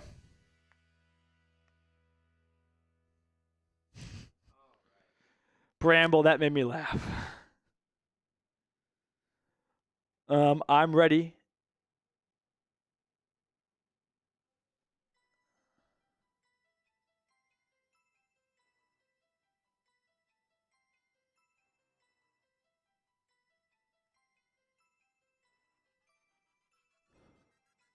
Ready when you guys are. I guess you guys are all ready. I was going to say. It's just a me and Reed thing. All right, ready? Yep. All right, whenever you're ready. Okay. Here we go. The Falcons have made a pair of re-signings, starting with Kadarius Hodge, a fan favorite, a core special teams player. It's the second special teams ace, if you will, they've signed today. Mike Ford came over from Cleveland, and now Hodge re-signing on a 2-year, $6 million contract. That was not the only re-signing they made, by the way. They also are bringing back Taquan Graham, former 5th-round pick, who is playing on the defensive line. So a pair of re-signings for Atlanta, and I've got some Kirk Cousins rumors / new development, which I'll get to in a little bit, but just a quick update and just breakdown of the Hodge re-signing. I think this is a great signing for the special teams unit. Plus, we saw in the overtime game against the Buccaneers, he knows how to play offense. He knows how to play the receiver position as well, but overall, I'm looking at this as a special teams boost, and Younghoe Koo was the thing holding them back in special teams. I didn't think the rest of the unit was that dreadful or that bad or anything, but I love bringing back Hodge for the Falcons and bringing in Mike Ford. You've got two great special teamers for a third of the game. So Kadarius Hodge comes back to Atlanta for yet another season. Don't have super high expectations for him as a wide receiver. That's perfectly fine. That's not really what you're trying to get out of him or paying him to do. You are paying for him to help you in the field position battle when it comes to flipping the field on special teams and to make impact plays on special teams as well. Anything beyond that, it's gravy. So Hodge, welcome back to Atlanta, a fan favorite for sure. And then we've got Taquan Graham re-signing with the Falcons as well. This one happened 5-10 minutes after it was announced that Eddie Goldman, who I thought just might retire again, is going to the Commanders. So the Falcons bring back one of their defensive linemen. They've lost Grady Jarrett and Eddie Goldman now, but they do retain a former 5th-round pick of theirs who has always been a solid rotational piece. Very little pass rush upside whatsoever, if any, but that's not really his job. What is his job? His job is to clog up the middle of the line, eat up the center and the guard, let the linebackers do their job, and Taquan Graham, for a guy who plays 35, maybe 40% of snaps per game, can do an adequate job of that for a cheap 1-year deal. So neither one of these are major, moving mountains type signings. I like the Hodge one more than the Graham one, and I think the Falcons do as well. That's reflected in a 2-year, $6 million deal for Hodge, whereas Graham likely getting just a cheap 1-year near vet minimum contract. But the Falcons' defensive line is going to look a little bit different in the future with no Grady Jarrett and no Eddie Goldman for now a part of it. I'm sure there'll be some more changes made throughout the rest of free agency and the draft. Now, next up on the show, I want to share what this new development is for Kirk Cousins. But really quickly, if you have not subscribed yet, I invite you to do so. Click the sub button down below. We're going to make sure you get all of your Falcons free agency news and rumors coverage that you need. So if you are looking for a free Atlanta Falcons YouTube channel, give it a shot. If you don't enjoy the content, it's free, so you can always unsubscribe at any point. But consider joining us here as we are trying to reach 35,000 subscribers.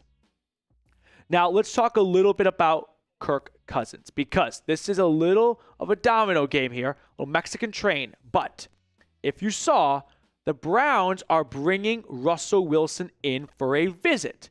So now I go full Brian Windhorst mode. Why would they do that? Maybe it's because they don't believe Atlanta will release Kirk Cousins, which I have stated unequivocally on this channel. I believe and expect Kirk Cousins to be released. So I'll eat crow. You all can tell me to go fuck myself. I understand. I deserve it. I'm not giving up on that thought. There is definitely a push for Atlanta is willing to hold on to Kirk through March 17th when he gets a $10 million roster bonus.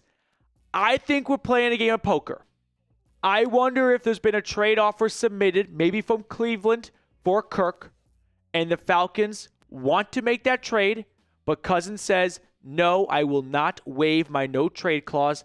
I don't want you guys to get a thing for me, which seems a little petty, and it's a little bit of a stretch because it's a way out the door, which Cousins wants to leave. So if he wants out, I'm struggling to think he'd actually exercise his no trade clause. If he had a meeting with Arthur Blank about wanting to go somewhere else, and if the Falcons say, here's somewhere else, I think he'd jump at it. But maybe he just wants to be released so he can sign elsewhere for a cheap veteran minimum contract and really stick it to Atlanta on the way out. I'm struggling to see that more and more as we get closer to this $10 million roster bonus. But if you're Kirk, maybe you're thinking, no, I won't use my no trade clause. I'm going to stay and you're going to pay me $10 million and then you'll release me. Which is a gamble because, well, if they release you and the Browns have signed Russell Wilson, where are you going to go? So there's layers to this. It can go a lot of different directions. I don't think this is cut and dry. There are a lot of factors in play here. But right now it looks like Atlanta, they're not bluffing about wanting to keep Kirk as a backup, which I have said over and over again, I don't think he'll be staying as a backup. I think it'd be a horrible idea if you keep Kirk Cousins as a backup. Would he be a good backup on paper? Yeah, he's a good starter when healthy, which he has been for almost all of his career up into the last 18 or so months. But when the man asks to leave and you say no, does that sound like someone that wants to be there? Are you in the business of hostages or volunteers? You think Cousins is going to do his absolute best every single week to make sure Michael Penix is ready on Sunday? Guy asked to leave. They said, no, you're stuck. We're keeping you. I personally, from just a human element, don't think he'd give 110% effort every single day. I don't think he'd go there as a scout quarterback in practice and go like, you know what? I'm going to make sure I do my darn best right now. He's probably pissed off. I would be. They won't let me go somewhere else where I can start. They've screwed me over twice. I signed here and I said I want to end my career here, and then they drafted my replacement 6 weeks later. And now a year later, I want to be released and they won't let me go. I don't think that's a good thing to have in the locker room.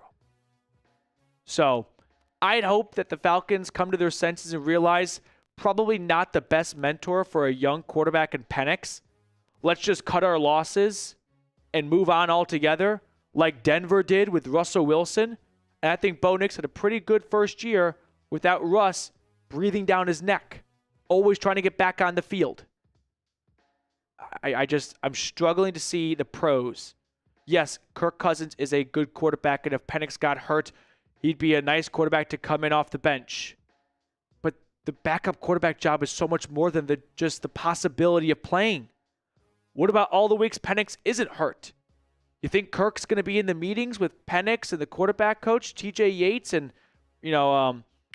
Zach Robinson, giving his all to make sure Penix has everything he needs to be successful? I doubt it. So I think it's a mistake to keep Kirk Cousins. I think it's got disaster written all over it. And we'll find out what happens. It's going to be a fun next couple of days, though. March 17th, that $10 million roster bonus is due. We'll find out whether or not Atlanta is bluffing or not. Now, let me know if you want the Falcons to keep Kirk Cousins. Scroll on down, give me a yes or give me a no in the comment section if you'd like Atlanta to keep on and hold on to Kirk. All right, so once more, we are Tricasting across 3 different channels. D'Anthony Bell visiting the Seahawks. Oh, I wanted him to come back to the Browns. I got another Twitter notification. It was like, no moves forever. DeMarcus Lawrence going to Seattle. Okay. So, a flurry of moves now that the new league year has officially begun. We're going to catch up on all the supers, I promise. I really appreciate everyone's patience with that. That's the next thing here. Okay.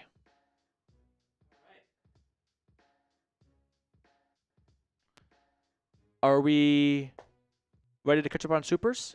I was just about to say, though, we are Tricasting on Browns, Broncos, Falcons, channels, and chat sports. So if you're confused why I'm not talking about your favorite team the whole time, there's your reason. Now, let's go back to the last super chat that we did not get to and answer and put on screen whatever you guys have to say or want to talk about.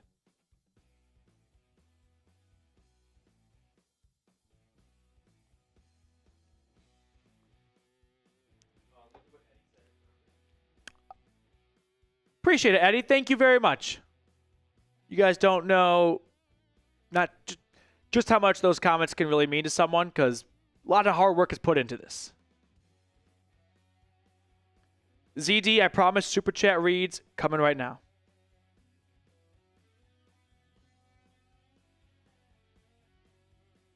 Imagine if Twitter was still down. That was a disaster day one.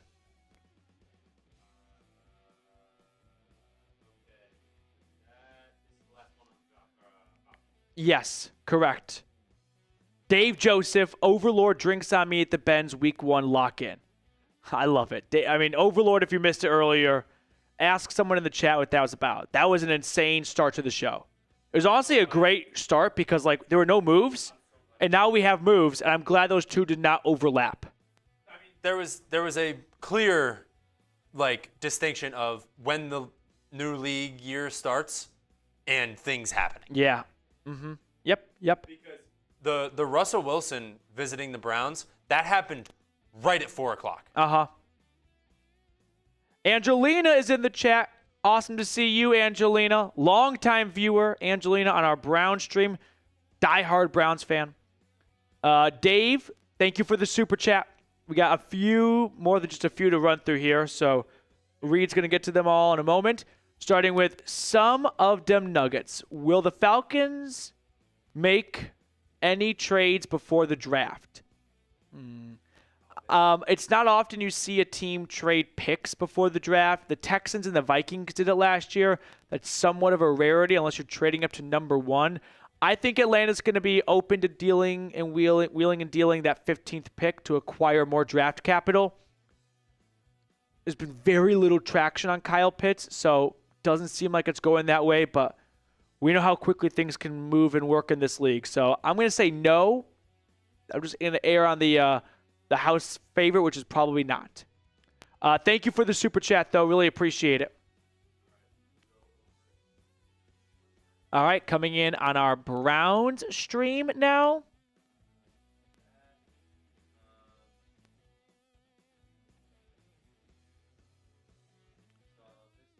Yep. Here it is. Henry Ruggs. Should I sign with the Browns?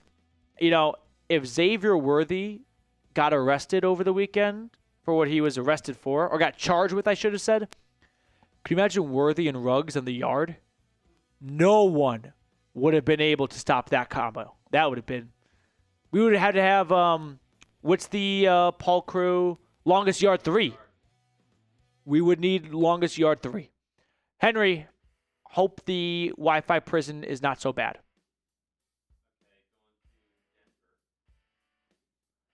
Over to our Broncos stream now. Bradley, Jerry Jeudy versus Andrew Berry fighting in the GM office. Judy's definitely not thrilled about this news. I just don't think Russ, as he progresses in his career, matches up with Jeudy as a receiver. Like Russ kind of likes to hold on to the ball a little bit and be a hero in the backfield, and he just doesn't have the athleticism to continue that anymore. Jeudy likes the ball in his hands at all times immediately, and Russ did not accomplish that enough in Denver. So, yeah, can't imagine Jeudy is thrilled with Andrew Berry, the Browns GM, for pursuing Russ. But if you're Berry, you got to do what's best for the team, not for one receiver. Grizzly from our Broncos stream as well. Unrelated, but who you got winning March Madness? All right, I know that like Auburn is almost a big favorite, but it's Kadiro Hodge. No. Yeah, thank you. I know Auburn's the big or one of the favorites. I always struggle picking a non-blue blood to really win it all. So I guess I'll take Duke. Give me Duke. I don't like Duke, but I'll take Duke. Back to our Falcons stream. Taylor Vaughn, will the Falcons go after Cooper Kupp after his release from the Rams? Good question, Taylor. My answer is no. They've got 3 good receivers under contract. Drake London, Darnell Mooney, Ray McLeod. Sure, Cooper Kupp is better than, I'll say, 2 out of those 3 probably. 1.5 out of those 3. Mooney was very good last year, but I don't think he's going to be worth the $15 million price tag, $10 million price tag. I'd rather see that money go elsewhere. I think they're happy with their receiving room right now. So I'd be very surprised if Kupp ended up in Atlanta. All right. Few more to get to here, I think.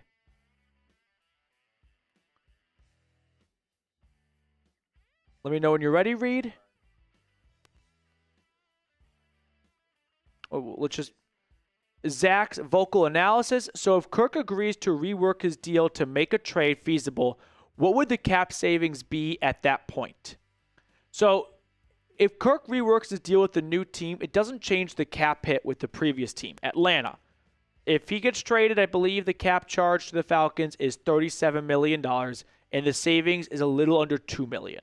So it doesn't matter what Kirk's new deal is with the Browns, the Titans, or any other team that trades for him.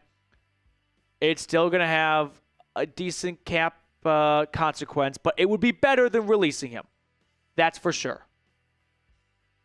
That is for sure. Here, I'll worry about that. I know. But you just get the super chats on screen. RST, Russell Wilson, yes, please. Coming in from the UK, so thank you for watching all the way over there. Listen, I'm not a fan of the idea of pursuing Russell Wilson. I don't think he'd be a very good quarterback for likely what you have to pay to acquire him. You could do worse. So I'm not going to have like a Kenny Pickett meltdown. Even though Pickett's just a backup, it's still getting a bad quarterback. But I'm not on the same wavelength of yes, please. It's a no thank you for me, actually. Over on our Broncos stream, Willie. Ingram to the Broncos. Yep, Devin Ingram. Sorry. D. Eskridge. Devin Ingram. Who's Devin? I don't know what I just combined. Evan Ingram, 2-year, $23 million contract. I like the move. I like the Hufanga and Greenlaw signings more, but it doesn't mean that it's not a bad move for the Broncos. They got a tight end, and they desperately needed one. And there weren't a lot of great options out there. Appreciate the super chat, Willie. Thank you very much. Over on our Falcon stream, Thomas Hodge resigned. Kadero Hodge, special team star, fan favorite, if you will. 2-year, $6 million contract. I like this a lot for both parties. Thomas, thank you so much for at the time, making me aware. Thomas was like my own Schefter for a second. So appreciate it, Thomas. Thank you very much for watching. And now we get a run of everyone's favorite, but probably least favorite viewer. He's him. I'm a thief. the crazy thing about this one here is I literally sent someone $50 of my own money because I didn't want them to be left hanging from Overlord who couldn't get that guy's Cash App. But sure, I'm the thief here. I gave you my Max Politics opinions yesterday. He's him, and I'm going to tap out there. And then another one, I think, from Soul Train. Looking forward to post-draft talk already. Post-free agency talk or post-draft talk? Because I am looking forward to post-free agency remaining needs that can be satisfied in the draft. That's a fun weekish stretch. Only the diehards really care about that. The casuals don't, but anyone watching right now, I'm going to dub as a diehard. Soul Train, always a blessing to see you in the chat. Thank you for hanging out with us. Over on our Falcon stream, Damon, a shout out to ZD Productions, a.k.a. the Nut Dragger. Yeah, he did. He got me. He said Younghoe Koo was released, and I bought it. I was in.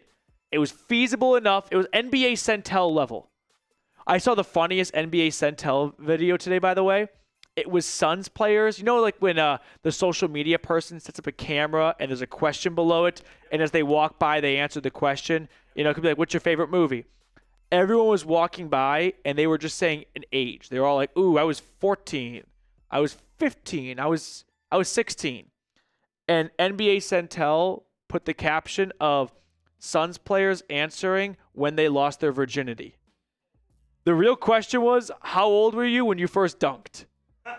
But I thought that was hilarious. And I was like, this is what ZD did to me yesterday. Damon, thank you so much for your $10 super chat. Robert, over on our Broncos channel. Good to see you, Robert. Been awesome to have you the last 2 days. I heard we signed Evan Ingram. Indeed, Denver signed Evan Ingram, 2 years, $23 million. I like the signing. I'm not going to just be like the ultimate gaslighter and minister of good news and say everything's great, everything's an A+. I like it. That's fine. It's fine to just like it. I'm not going to view it, though, as this is going to be the thing that pushes Denver over the top. I'm not at that level. So, Michael Williams from Georgia. Yep. Did you see Mike Garafolo? He had his pro day today. Michael Williams did. Uh-huh. He was timed by many in the low 4.7s in his 40 time. Okay. As fast as 4.68. Jameis Peterson from Tennessee, for reference, ran like a 4.47. Michael Williams is big. He's a big dude. This is the silliest thing about the pro days, though. We can't get an official time. Why? It's archaic.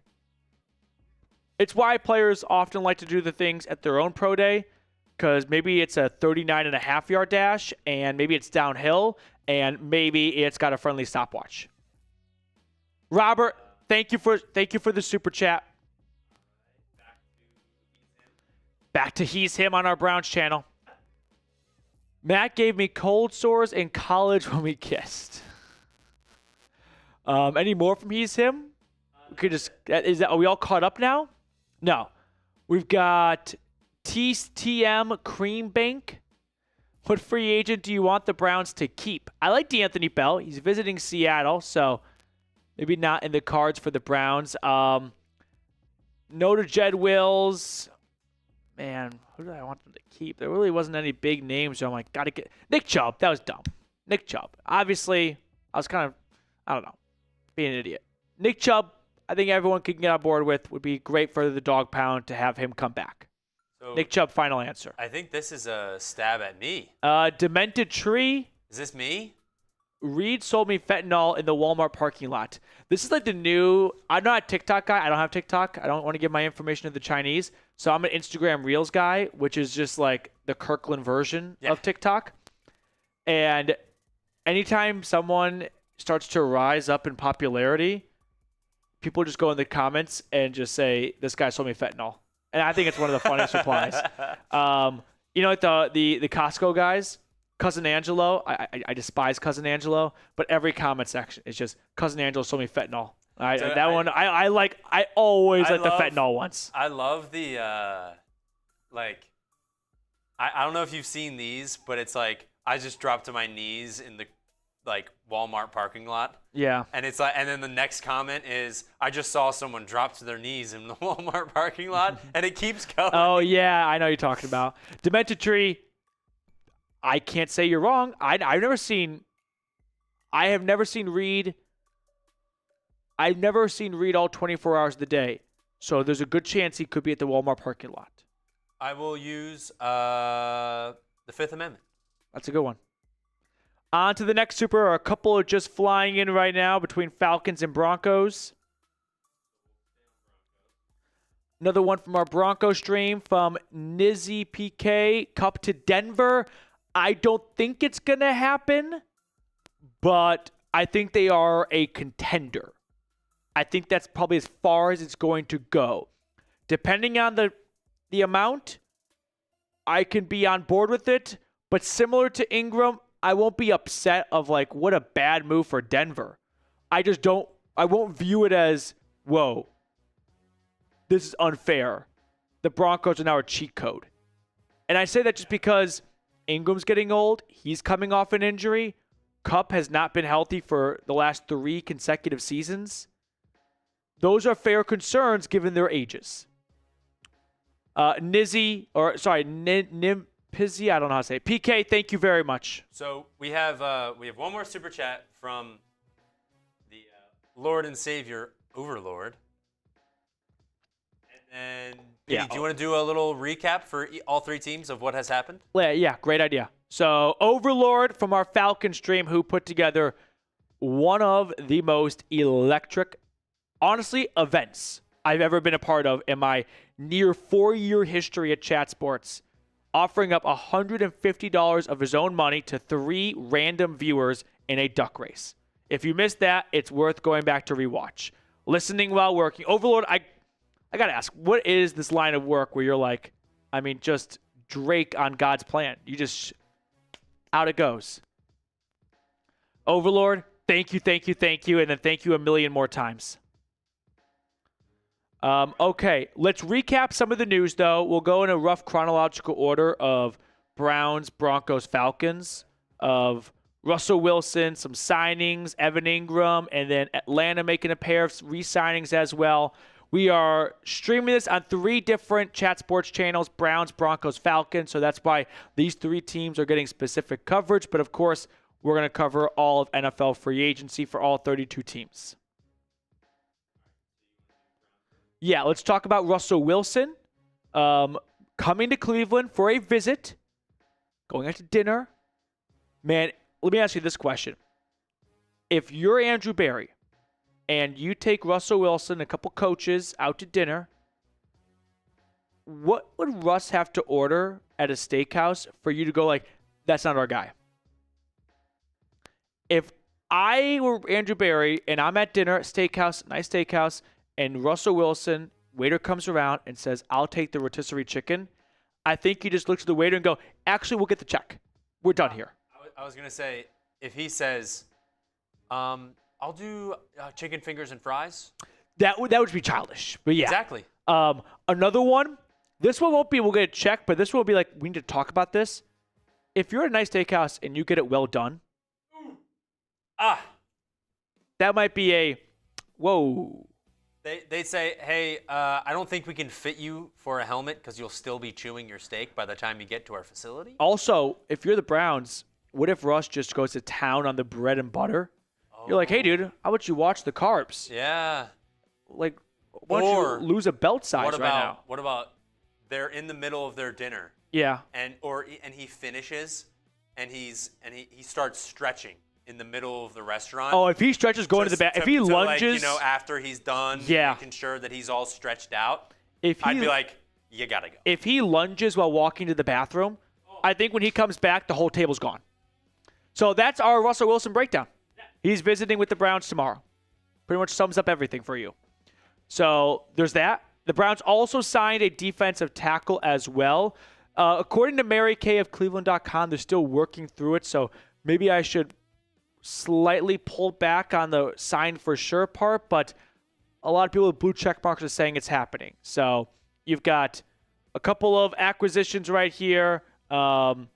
These were all yesterday or 2 days or whatever, 2, 3, 4 days ago. But most recently, Devin Bush yesterday, and then I guess hasn't come in yet.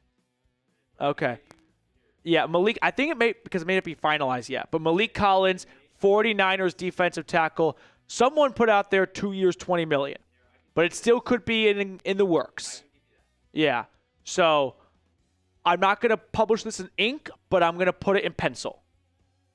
But like a pencil a pencil with a bad eraser at the end. So it's really tough to erase, but it's technically still a pencil. Can't do standardized tests with those ones. No. So those are the two pieces of news for the Browns. Now the Broncos. Evan Ingram signing a 2-year contract with Denver, visited with the Broncos at the beginning of the week, then went to visit with the Chargers. Maybe the Denver Broncos said, listen, take your time. Here's our offer. Just let us know. Get back to us when you can. And after visiting with both teams, could have come down to money, could have come down to what he thinks is going to be best for him. Like, it's also important to remember, let's just say, for the sake of this point here, the Broncos said, here's our offer for you. And I heard you want to go visit with LA. Go do that. Come back. Let us know what your decision is. And let's say both teams offer the same amount of money. Sometimes I think as fans, people start to just only look at, well, which team is better? You also got to consider what's better for Evan Ingram. Maybe Evan Ingram, after visiting with the Chargers, him and his agent got together, and his agent's like, listen, good offers. I'm hearing, though, the Chargers really want to draft Colston Loveland. Harbaugh coached him at Michigan, wants to bring him to LA.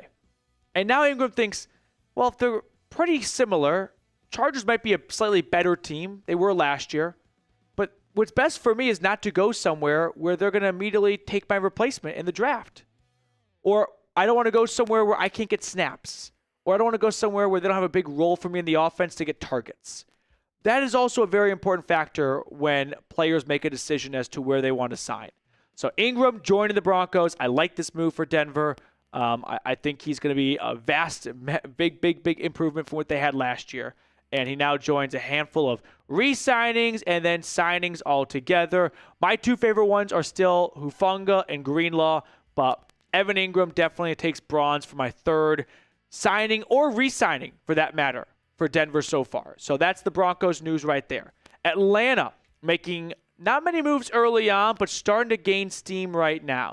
They extended Matthews, and then they brought in a couple of new faces as well. But today, Mike Ford, re-signing a Taquan Graham, re-signing a Kadero Hodge. That should not be in there again, so we'll get that fixed for you all. But handful of new and old faces coming to Atlanta. Of the three, I'd say are probably, and Leonard Floyd yesterday, of course, former Niners pass rusher. Probably the most mild of the bunch. But they did lose Eddie Goldman in free agency. The nose tackle went to the Commanders.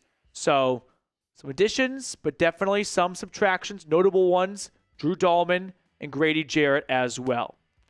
So that pretty much summarizes everything that's happened with the Browns, the Broncos, and the Falcons over the last 60 or so minutes.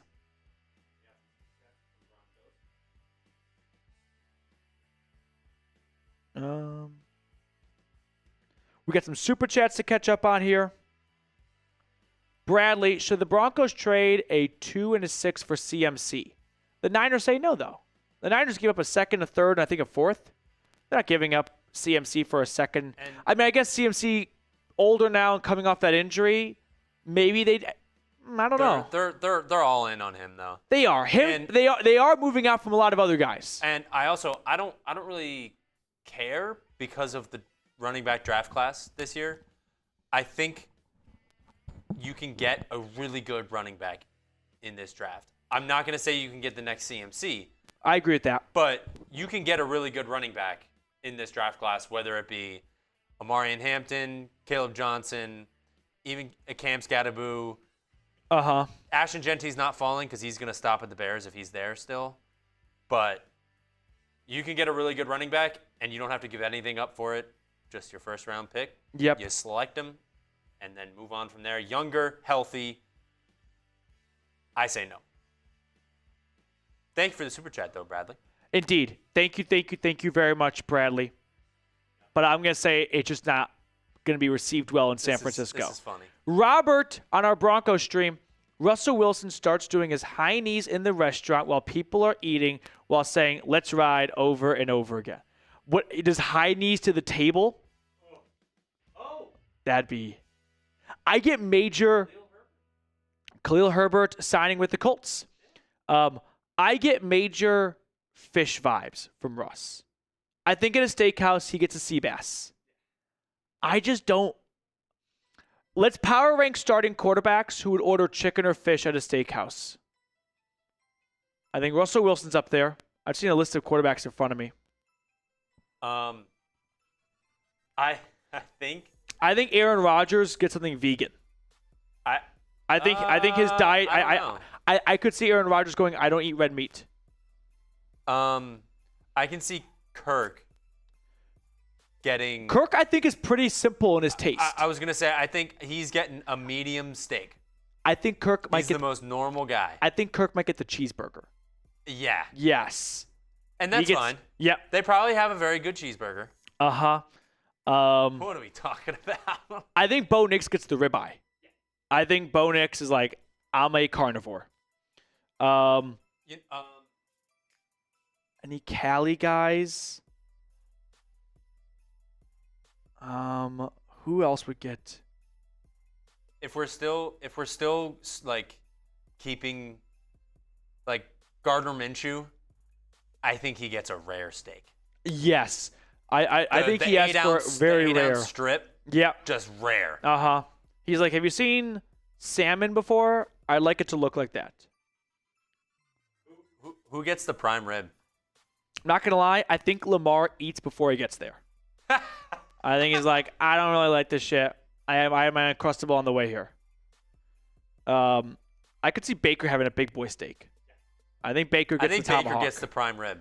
I think, yeah, that could be the case here. Burrow's kind of fruity. He's kind of weird. You know what he does? He is sitting next to whoever knows what they're doing, and he goes, "I'll get that," and then doesn't eat it. Just eats the sides kinda and picks at it, maybe a couple bites, and then he's like, "All right, I'm done." I think Russell Wilson. I think he gets sea bass. I think everyone goes around and says some combination of filet mignon, ribeye, prime rib, and he goes, "I'll get the Chilean sea bass, please." He's gonna just be different. He just wants to be different. Yep. All right, back to our regularly scheduled programming. We have another super chat. Or is that the last one? That was the last one from Robert. Do you want to update the super chat battles? Yeah. I'll Slack you the Venmo total.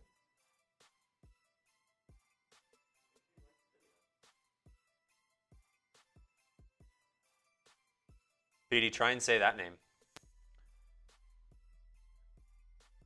Chukwuma Okafor.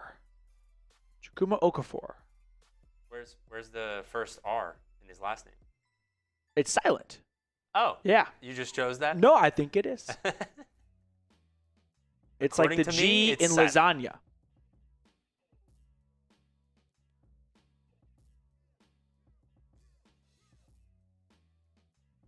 All right. Okay, here's the Venmo total from Overlord.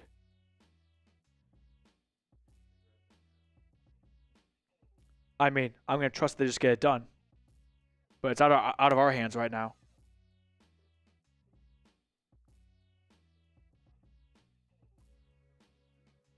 I mean, it says Durham's on it.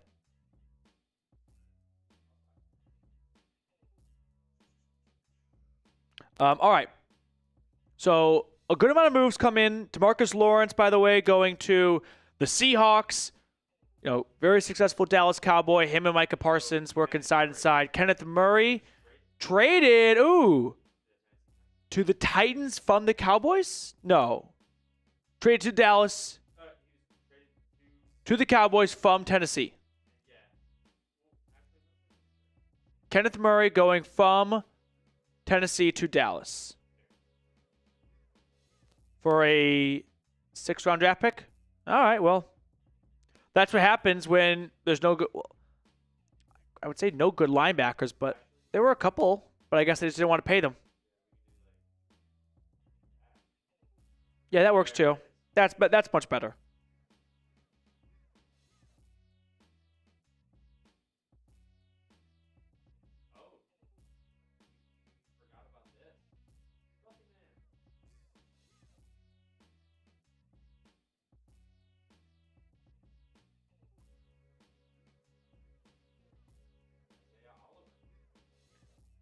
Isaiah Oliver, former Falcon right there, re-signing with the New York Jets.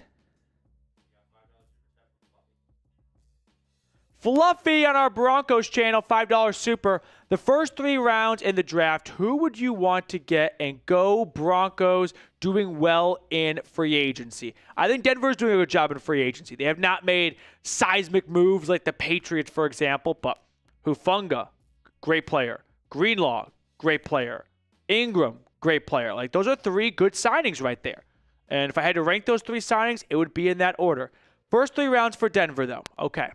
Let's say at pick number 20, I'm going to go with Colston Loveland.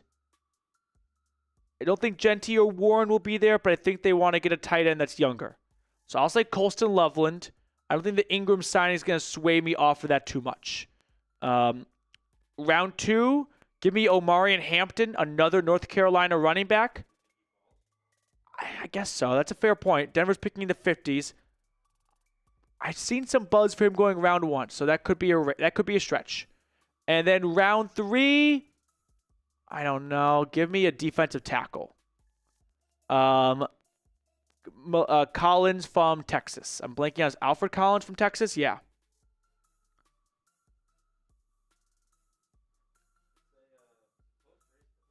Ooh, we're going to update our super chat and our like battle. We have been live for 3.5 hours. Time flies, dude. Time flies. We had all 3 teams do something, all in the span of like 15 minutes. 15 minutes. Yeah. Would have been nice if they spaced it out a little bit. So it's 4:25 Central right now. Here's what we'll do. Let's throw up the like battle and the super chat numbers here. So it's our 3rd day going live for free agency. The first day, the Broncos won the super chat battle. The second day, the Falcons won the super chat battle. Can the Browns make a push right now? Dolphin X send in single-handedly almost all of this, $500. So can the Browns take home a gold on day 3 of the events? And then on the like battle side of things here, wow, it's close. Slight lead for Falcons over Broncos, but Cleveland's not far behind at all. All right, let's do the following, though. Let's set a timer for 30 minutes. Yep, and at 5 p.m. Central, we can kind of begin to sign off, unless some more news comes in. Falcons tender Ryan Newsel. Did that happen? Are you guys getting me again? Oh, Browns is out. I never know if I can trust you after Younghoe Koo. This time I'm willing to believe you, though.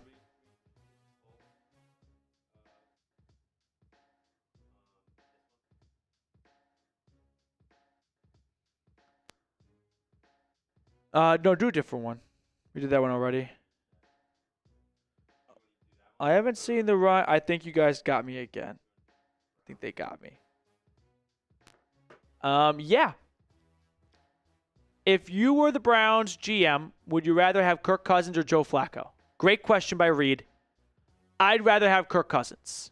I know that's kind of a crazy thing to say after the way he played at the end of last season. I also think people are trying to catch this Joe Flacco 2023 ghost. I think him throwing 2 pick sixes in a playoff game is maybe a time to move on. And just let the 2023 Flacco be that. The guy's 40 years old. I don't want to sour the Joe Flacco era with maybe biting off more than you could chew. So I'm going to pass on Flacco. The Ryan Newsel stuff comes in per Falcons Reddit. Yeah, ZD, it will haunt me forever. I looked like an idiot. And I look like an idiot a lot of the time on my own doing. Like, Bill Belichick's a Falcon. Make one prediction. People will never forget it. Scott. Reed sold me I told you to keep it down. I said, don't tell anyone. You got somebody else telling this saying I'm selling Fed. You're going to lose your customer. That's it. I'm done. I'm done. You're out of the Tijuana donkey business. I'm out of the game. I'm getting exposed. Okay. And then we have he's him with the super chat as well.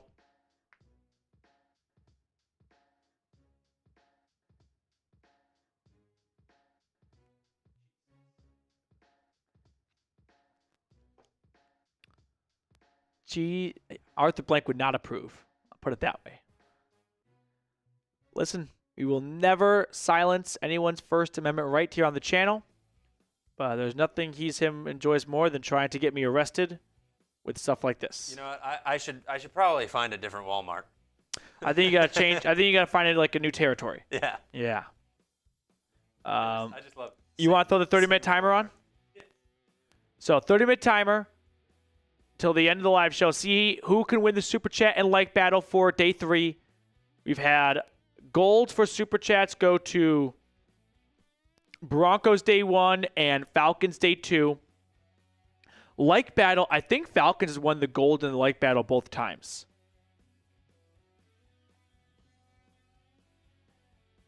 We have 246 people hanging out with us on our Broncos stream, 324 on our Falcons stream, and 278 on our Browns stream.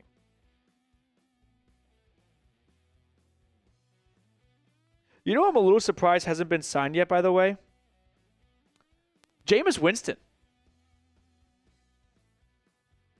Yeah, a lot of people wanted Jameis back, and I was like, listen, Jameis's time in Cleveland is so different. If Eddie Jackson just makes the interception against the Browns when Cleveland beat the Ravens, and there's no Cedric Tillman game-winning touchdown. Jameis tried not once but twice to end the game by throwing it right to the opposition. So there's that.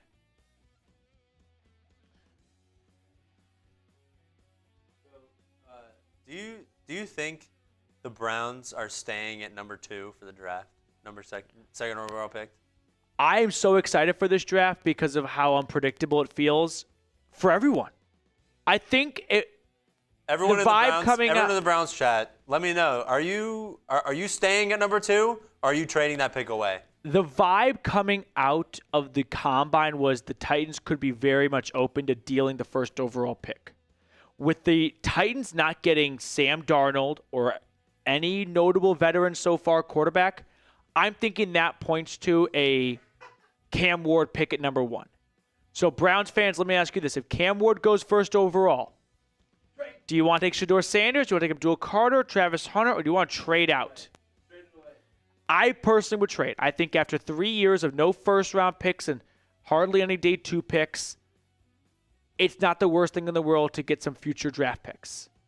And I don't think Shedeur Sanders with this roster will be very successful. And I think he is a quarterback who needs a good roster to be successful. I don't know what in the Broncos chat what they're talking about, but I see Pinky 600 saying adding Chris in the chat. But Hampton wasn't in a powerhouse school playing good colleges. Henderson and Judkins were going against a lot of NFL type players. I'm assuming it's the conversation of who's better. The level of competition argument, I don't think it's pointless, but I think it's overblown. You got to bring down Ashton Genty then. Yeah, Ashton Genty's going to stink. I guess Chris Johnson sucks now. He played at East Carolina. So, Marshall Faulk went to where? I don't remember where Marshall Faulk went to college. Where did Marshall Faulk go to college? You think it's ECU too? Did Marshall Faulk go to Marshall? Bowling Green? Where did Marshall Faulk go to college? Who's going to tell me first in the chat?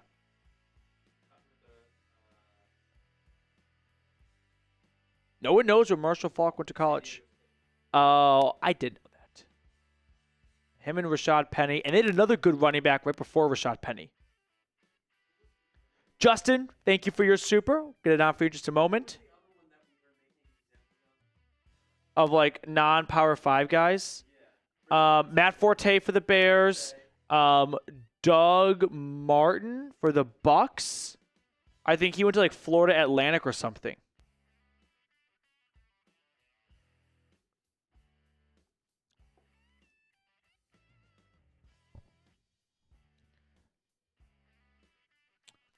It does appear that the Falcons have tendered Ryan Newsel. 1 second.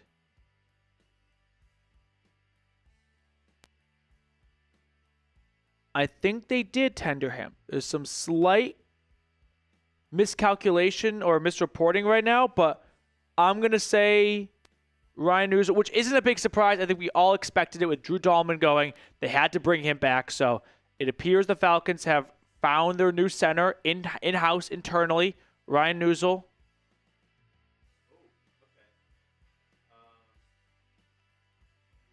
We got a couple people that, he's not like all-time good, but Kareem Hunt went to Toledo. Yeah, that's a good example. David Johnson, Northern Iowa.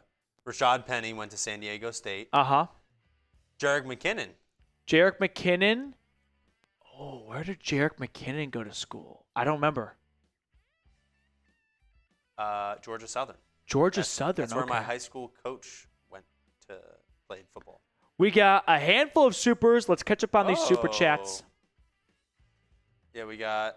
But some news on the Falcons side of things.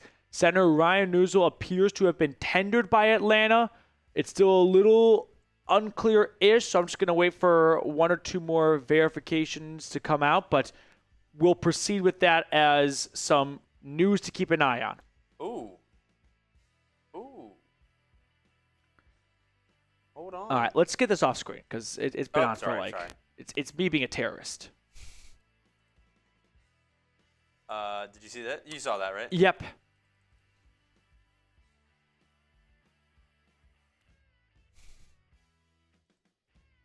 Oh, Justin Farmer. Yeah, we had Chargers signing former Commanders corner Benjamin St. Just. So maybe Asante Samuel's not coming back. Maybe he does come to Atlanta. But I don't think so with Mike Hughes. Although maybe they put him at the nickel spot. Justin, NFL insider James Palmer is saying the Falcons want to move on from Kyle Pitts or open for trading. Thoughts? This is the most polarizing topic with Falcons fans. A lot of you, and half of you watching right now, don't want to trade him. And I get it. If you still think he's going to be a good tight end, why would you want to trade a good player? My argument is I don't think the Falcons think he is good. If they did, he would play more than 48% of snaps the last month of the season. So if they're not going to play him, why keep him? No one's been able to answer that question for me. For $10.8 million, he better be on the field. And he wasn't. So no one seemed to come up with an answer as to why Atlanta should hold on to a guy who was phased out of the offense towards the end of the season. On top of just being underwhelming altogether.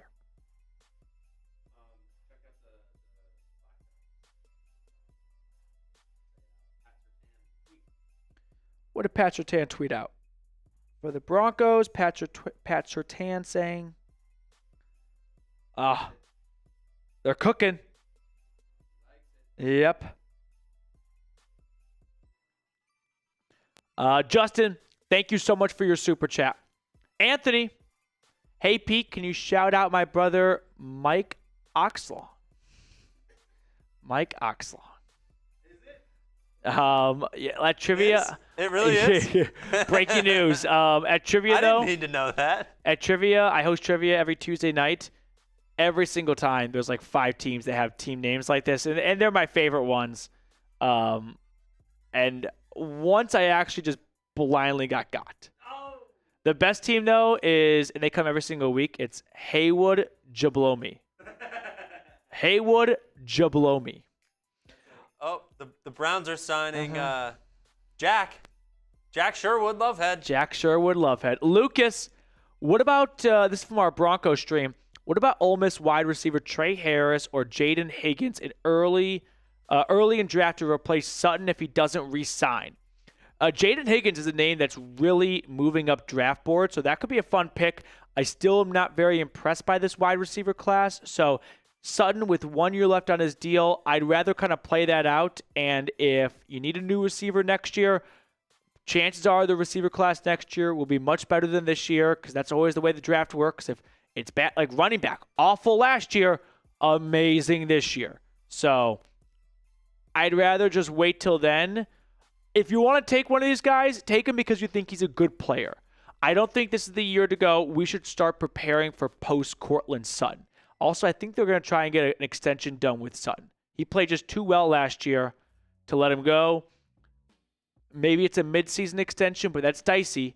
Sometimes players like Mike Evans, remember, go, hey, once the season begins, we're not negotiating because I'm not going to let you guys wiggle your way back here and go, actually, you're really good now. It still are good. So can we pay you a little bit less than what you might get in a few months in free agency? Before we get to the last 20 minutes or so, make sure you check out Fanatics for 25% off at chatsports.com/Fanatics. Use our link for those savings. They've got t-shirts, they've got jerseys, they've got hoodies, lots of great stuff for all of your favorite teams. Use chatsports.com/Fanatics for 25% off, plus it supports the channel as well. All of that information is in the comments and description of today's video. We still have one more super chat, I think, from everyone's least favorite. He's him.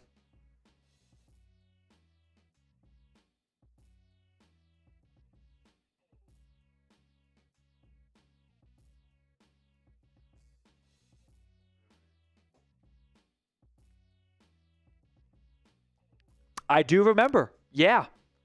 I'm going to say this. This is going to piss off Ohio State fans, and this isn't me trying to give excuses. The shoe, for how big of a stadium it is, I thought it was somewhat underwhelming for it being a college football coliseum. I feel like it wasn't that, whoa. You know what I mean? Like there are stadiums where every single summer when sports really dry up, there's rankings of like best college football experiences, right? LSU at night, Neyland Stadium checkerboard. I didn't feel like Ohio State Stadium was you haven't been to this shoot, you got to go. You got to check it out. So there's my one thing that I'll say that is what I can hold on to after painfully watching Ohio State kick Tennessee's ass. All right. Do you want to just quickly throw up with less than 20 minutes left, one last updated look at the Super Chat battle and the like battle? Probably get two more updated standings. No more Venmos. No one likes the guy that talks about when they lose weight because it's kind of like the person that talks about running a marathon. But I need to start wearing a belt now because that was never an issue before. And maybe every 5 minutes, I'm a 90s rapper just pulling my pants up. It's sagging. Mm-hmm.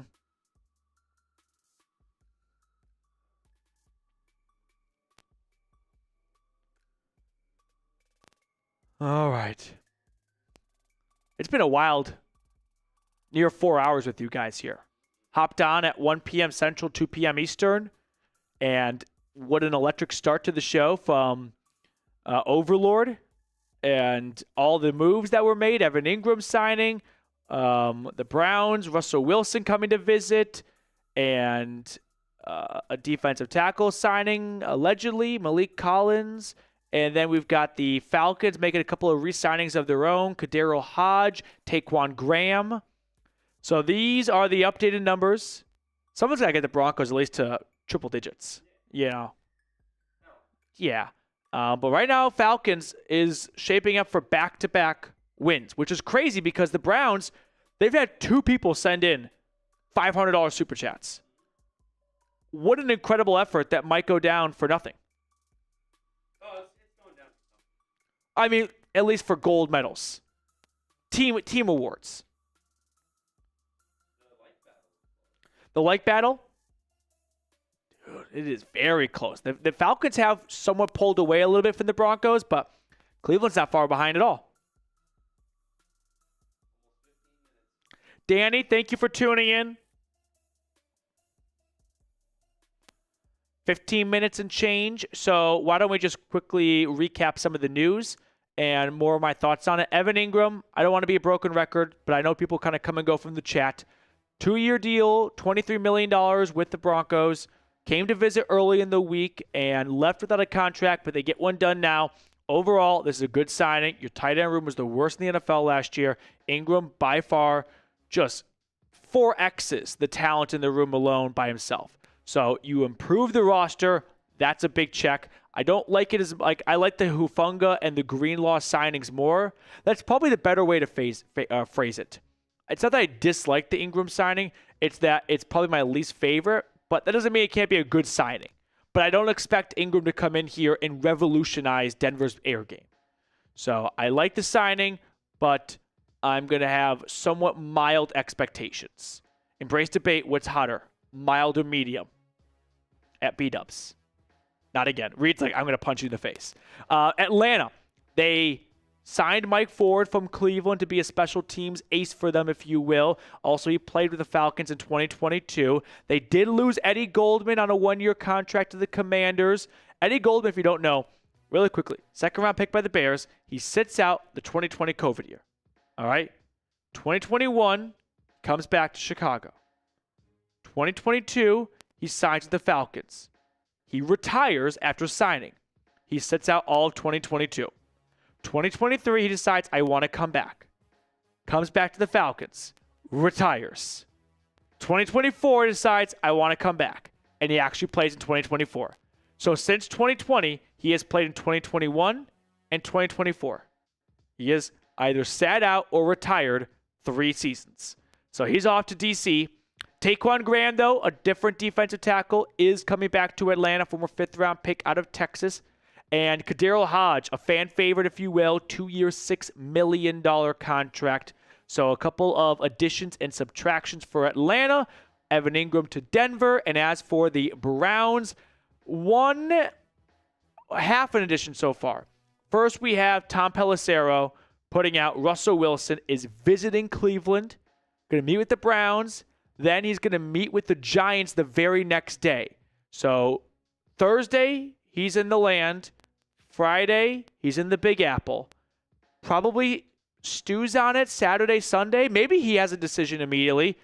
Knowing Russ, though, he kind of likes the attention. I doubt he wants to do it on Sunday because that's Selection Sunday in college basketball. So he might wait till Monday so he can be the number one talking point. And they also are signing Malik Collins. There's some conflicting reports about whether or not this is truly finalized. The Broncos are making a push right now for Super Chats. But allegedly, 2-year, $20 million contract for Malik Collins to Cleveland. So that's kind of the news roundup for the Browns, the Broncos, and the Falcons. But this one's got a slight asterisk to it. I probably ran with it too early, but I saw a tweet from someone who's an NFL insider, and I was like, all right, I'll take it. And usually after the new league year starts, there's no going back because you can actually sign contracts now. All right. Dalton Sipes with a $50 super chat. This is actually our first $50 super chat of the day. What are some under-the-radar wide receivers the Broncos could draft in the later rounds? If you ask Bo Nix, he would probably say his brother from Oregon, Tez Johnson. As for some other under-the-radar ones, later rounds, I'm thinking of guys who I think are probably not going to fall too far.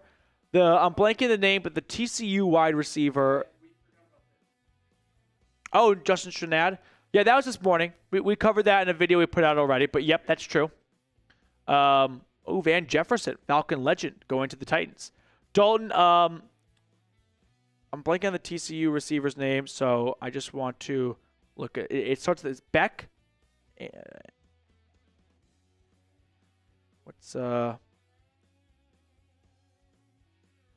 Jack Beck from TCU. Jalen Royals, I don't think he's going to be there later rounds, but out of Utah State, I think he's going to be a fun pick for someone. And then I put out Tej Johnson as well. So I'll tell you, this is not later rounds, so it's not really what you're asking. But my favorite receiver in this class is Matthew Golden from Texas. I think he's going to be looked at as the best receiver when we review this draft class in a few years. But Tej Johnson, Jack Beck won't fall that far. Savion Williams, another TCU receiver, would be a name to watch for. But Dalton with a $50 super chat. Thank you so much, Dalton. Cannot show express my gratitude and appreciation enough. Danny with a $5 super. How does the Denver tight end coach, worst in the NFL, get promoted to OC? Two-part answer for you. One, I think teams don't just solely judge the coach based on that individual position's production. Everyone knows that he was not Declan Doyle, who we're talking about here, was not working with a whole lot of talent, whether it was early draft picks or free agent signings. Plus, I think that some of these guys are brought in because they want to have him on the coaching staff. Like Tommy Rees, for example.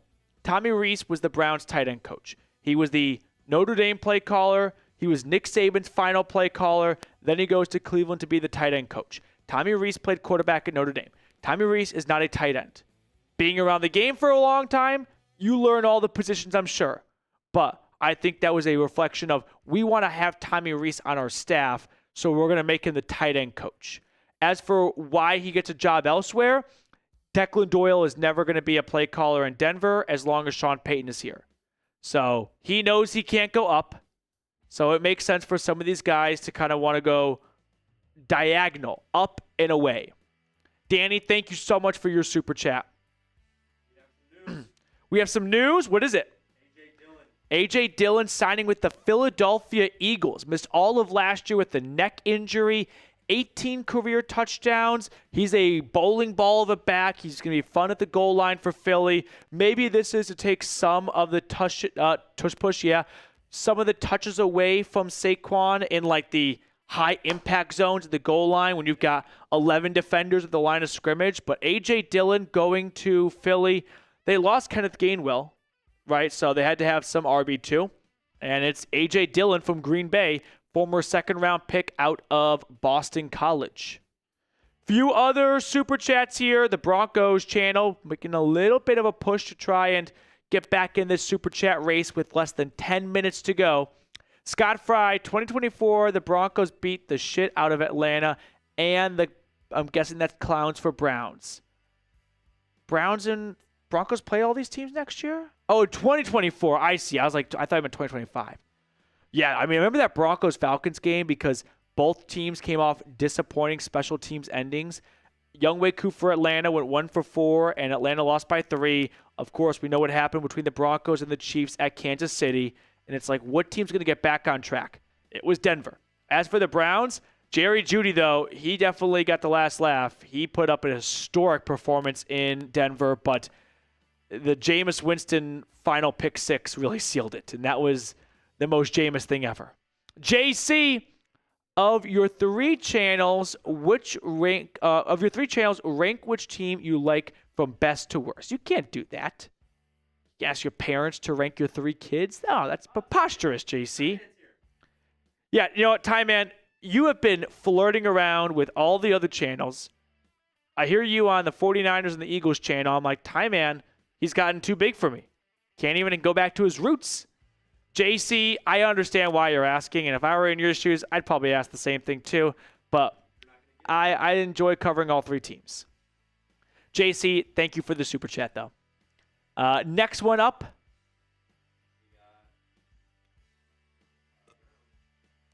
On our Browns channel. Cold weather games, mute the noise, plus a blowout. I will say, I took a lot of pride in how much orange was in Columbus. And I don't think Buckeyes fans, and they got the last laugh, of course, they won the Natty, but I think they were kind of triggered of, we've never seen this much of a takeover. I mean, it felt like it was 30 to 35% orange. I think it was the largest away presence ever at the shoe. And I'm proud of my fan base and our team for that. I don't like saying we for NFL pro teams. I feel like for a college team, the we works a little bit more because you went there. Like, you were a part of it more than you've ever been a part of a pro team officially. He's him. Who has a higher body count, Reed or Matt? I've been in a relationship for 5 years, so that's definitely working against me. I don't know a lot about Reed's love life. I know he's had a couple of ladies, so I don't know about college Reed, though. I really only know Dallas Reed. College Reed was a bit of a slut? A little bit of a hoe? Yeah. I know he had some girlfriends in college. Or one? I had 2 girlfriends in college. Okay. 2 girlfriends in college. I had a girlfriend in college, my current fiance, senior year to present. Yeah. So single and ready to mingle freshman to junior year. Interesting. Moving on to no, we have Sup and Justin Farmer. So we can't put it on. Oh, Sup. You took back your message, so the software doesn't work. So but I do want to give Sup a Sup. I saw Sup. So he had an earlier super chat that we can put up. There it is. There's Sup super chat. It was $2, but yeah. This was from earlier. No, he had originally said, "Who did the Browns just sign?" But he realized no, they didn't sign anybody, so he retracted his message. Sorry to. I feel bad for for the social media account holder or social media team for these NFL teams. Like, they had to tweet out a thank you to Juan Thornhill. I saw that. I don't think they really meant to say thank you. All right. Justin Farmer. Under 5 minutes to go. Can we get one big push for maybe first or second in the super chat race for day 3? Denver won day 1. Atlanta won day 2. Cleveland looking for their first gold. But the Falcons have the lead right now. Pedro, if the Falcons do go offense in the draft, what position and what round do you think it happens? You know how confident I was last year that Dallas Turner would be a Falcon? I'm more confident this year that they are not going to go offense at pick number 15. So I would say it'd have to be, if they don't make any trades, it's not going to be their first or second rounder. They don't have a third. It would probably be their 7th. I think their first, second, and 4th. That's their first 3 picks are going to be defense. Edge, corner, edge. Trucker Mike is in the house. Pedro, thank you for the super chat. Justin, Matthew Golden to Atlanta or Isaiah Bond? I think Golden's going to be awesome at the next level. I think he's going to be a great slot receiver for a team, but he can also play outside as well. I'm pretty high on Golden as a receiver prospect in a draft class that I don't think has very good receivers in it to begin with, top to bottom. Should we play Where is Trucker Mike? Yeah, let's just catch up on He's Him real quick because I just don't like super chats falling behind. Trucker Mike is our Falcons trucker. We try to guess which state he is driving in whenever he hops in the live chat. So everyone play along. Predict what state you think Trucker Mike is in. He usually hangs out in the Southeast, but didn't he say he got a new area recently? Yeah, he's going to be more West Coast? Midwest? Coast, right? All right, I think all 48 states are up for grabs right now. I'm going to go with give me Missouri. Give me Missouri. Ohio is happy to take your redneck money. I don't know. All right. I guess that's how business works. So, yeah. Matt, what is the blackest thing about you? I don't know. I can't dance. I don't have a good answer off the top of my head here. I watched The Office and air disasters in World War II in color. I would say I got the nothing. NFL. I don't think the NFL can be that. You like sports? Sports can't be qualified as that. No? No, I don't think so. I got nothing. I'm pretty vanilla. Yeah. He's Him, I think, answered his own question. I think that's what he's doing here. That's my only interpretation for why he sent that in there.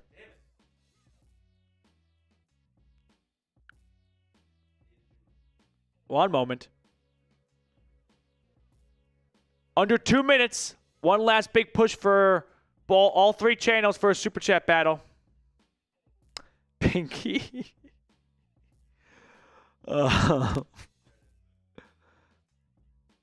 Max says it's the braids. He's him. I don't turn my phone on. Ready for this? I do turn my phone on airplane mode on flights. I also don't want Wi-Fi on an airplane. I like the old traditional, when you go on a plane, you're like out of communication for however long you're in the air for. I like the rush of when you land and you turn your airplane mode off and you see if you have friends and if anyone texted you. So that's a fun feeling to go like, does anyone care about me? I do it on purpose, just so that I get that. So that I get all my messages when I land. So I like that feeling. So that I have things to look at when I land. Yeah. Like when you're just waiting for, like you're taxiing or whatever, and like I put it on airplane mode so that everything comes all at once, so that I can look at it all. Yep. I like. I'll use not because I think it's gonna mess up the plane. No, the airplane mode thing does not mess up the plane. I'm not gonna bore you with the explanation behind it, but it's just about maybe too much frequency. But anyway. I will use the in-flight Wi-Fi to watch movies and shows and TV, but I do not want to get messages. I want to be off the grid while I'm in the air. Like the olden days when that was the accepted norm of like, I'm flying. I am out of communication for the next few hours. All right, you want to show the updated Super Chat battle? Yep. All right. By the way, Trucker Mike, he says, new job. I will be traveling to more places soon. Trucker Mike, what's the state? I went with Missouri. What state did you go with? I am going with South Carolina. South Carolina? All right, Trucker Mike, let me know.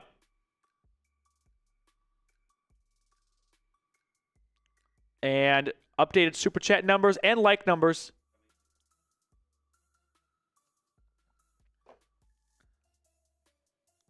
Oh, it's Tennessee. I thought about doing Tennessee just to stick it to he's him, but I didn't want to just be a homer. Well, enjoy your time on I-40 in the Volunteer State. Stop in Knoxville. There are some great restaurants there. Chivo, I swear, I know you wouldn't think this for Knoxville, Tennessee. Hands down, favorite Mexican restaurant is in Tennessee in Knoxville. Chivo. Stock and Barrel, my favorite burger of all time there as well. And one of my favorite bars, it's a beer castle. It's like a whole German beer castle. It looks like a medieval times castle, and it's just beer and pretzels and schnitzels on the inside. I love that. Jerome Williams, this is for Broncos. Let's go. Jerome, thank you very much for the Super Chat. Unfortunately, it might be too little too late, but I still love the passion. And thank you for the support you're showing the channel.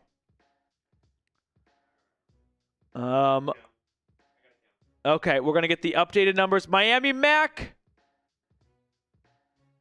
Ooh, Mac wants to know. Mac is like dipping into the he's him well. Yeah, we'll throw it on screen.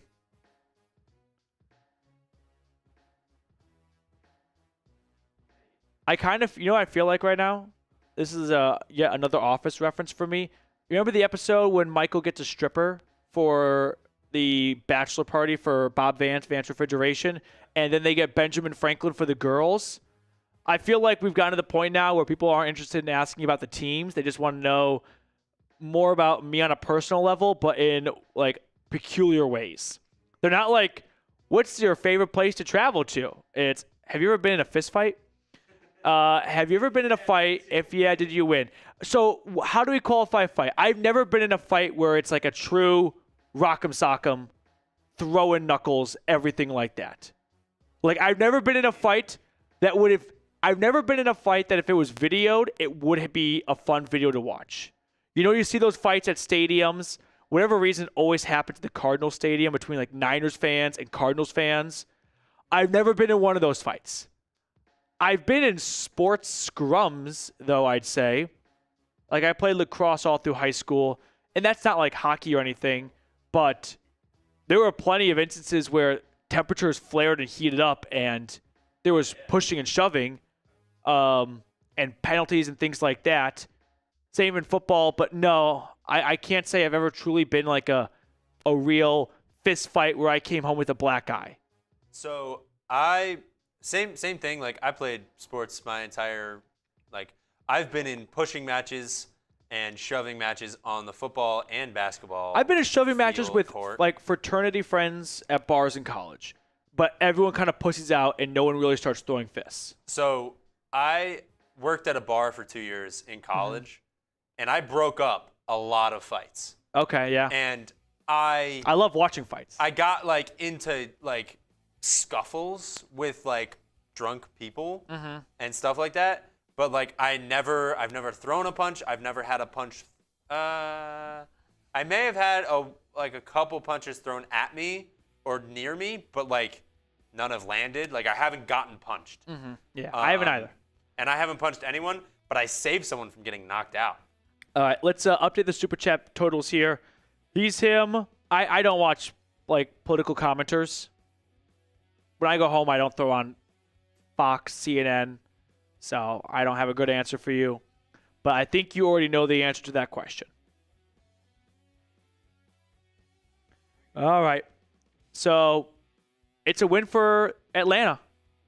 Congratulations, Overlord. He deserves it. I mean, Dolphin, I don't want to shortchange you. What you did at the beginning of the show was remarkable, and I cannot thank you enough. Falcons today, though, back-to-back golds. So here's the question. Really quickly look at the likes, too. Do we go – yeah, Reed's going to update the like battle. Do we go live again tomorrow? Just let me know the interest. I don't want to waste your time. I don't want to bore anyone. But as we can see, things slow down compared to day 1 versus day 3. If you want to go live, I don't mind coming out and hanging out with you guys. But I also don't want to go live because it takes some work to get this plane off the ground. And have you guys to be honest, probably not. So Damon says no. I appreciate the honesty. Nick says yes. Ty Man says yes. Josh, up to you. Gabe says, yeah, Ty Man, what? You've been cheating on me, dude. Jose Herrera Bears in the house. Dylan would like it. Lit says Katie Jerome says yes. Lit says just make individual vids. I get that. Yeah. No, I don't think there's a right or wrong here. We'll kind of see how I think the next 12 hours plays out. Yeah. If there's a bunch of moves made, then okay, that could warrant it. We'll see. Danny says go live or we riot. Gabe says yes. Steve-O says yes. Imperiator, love hanging out. I do too. Wallace says yes. Hot Dog Burger says yes. Yeah. All right. Well, we will sign off. Thank you so much for... let's just put up He's Him's last 2 supers here.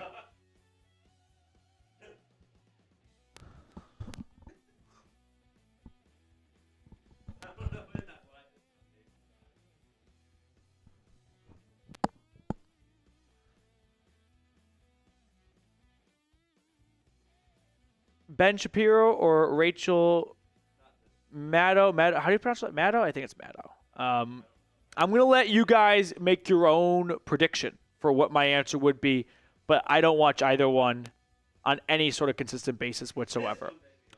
Go live, but wear a bag on your head, please. The first thing that popped in my head was not Browns fans, Factory of Sadness. It's the Lonely Island, I Just Had Sex song. She put a bag on my head. Still counts. Still counts. All right. We will let you all go. Thank you for all the super chats and support, liking, commenting. It was a blast. 4 hours and change. So you guys are awesome. I love every single one of you. And enjoy the rest of your Wednesday. And I'll see everyone tomorrow.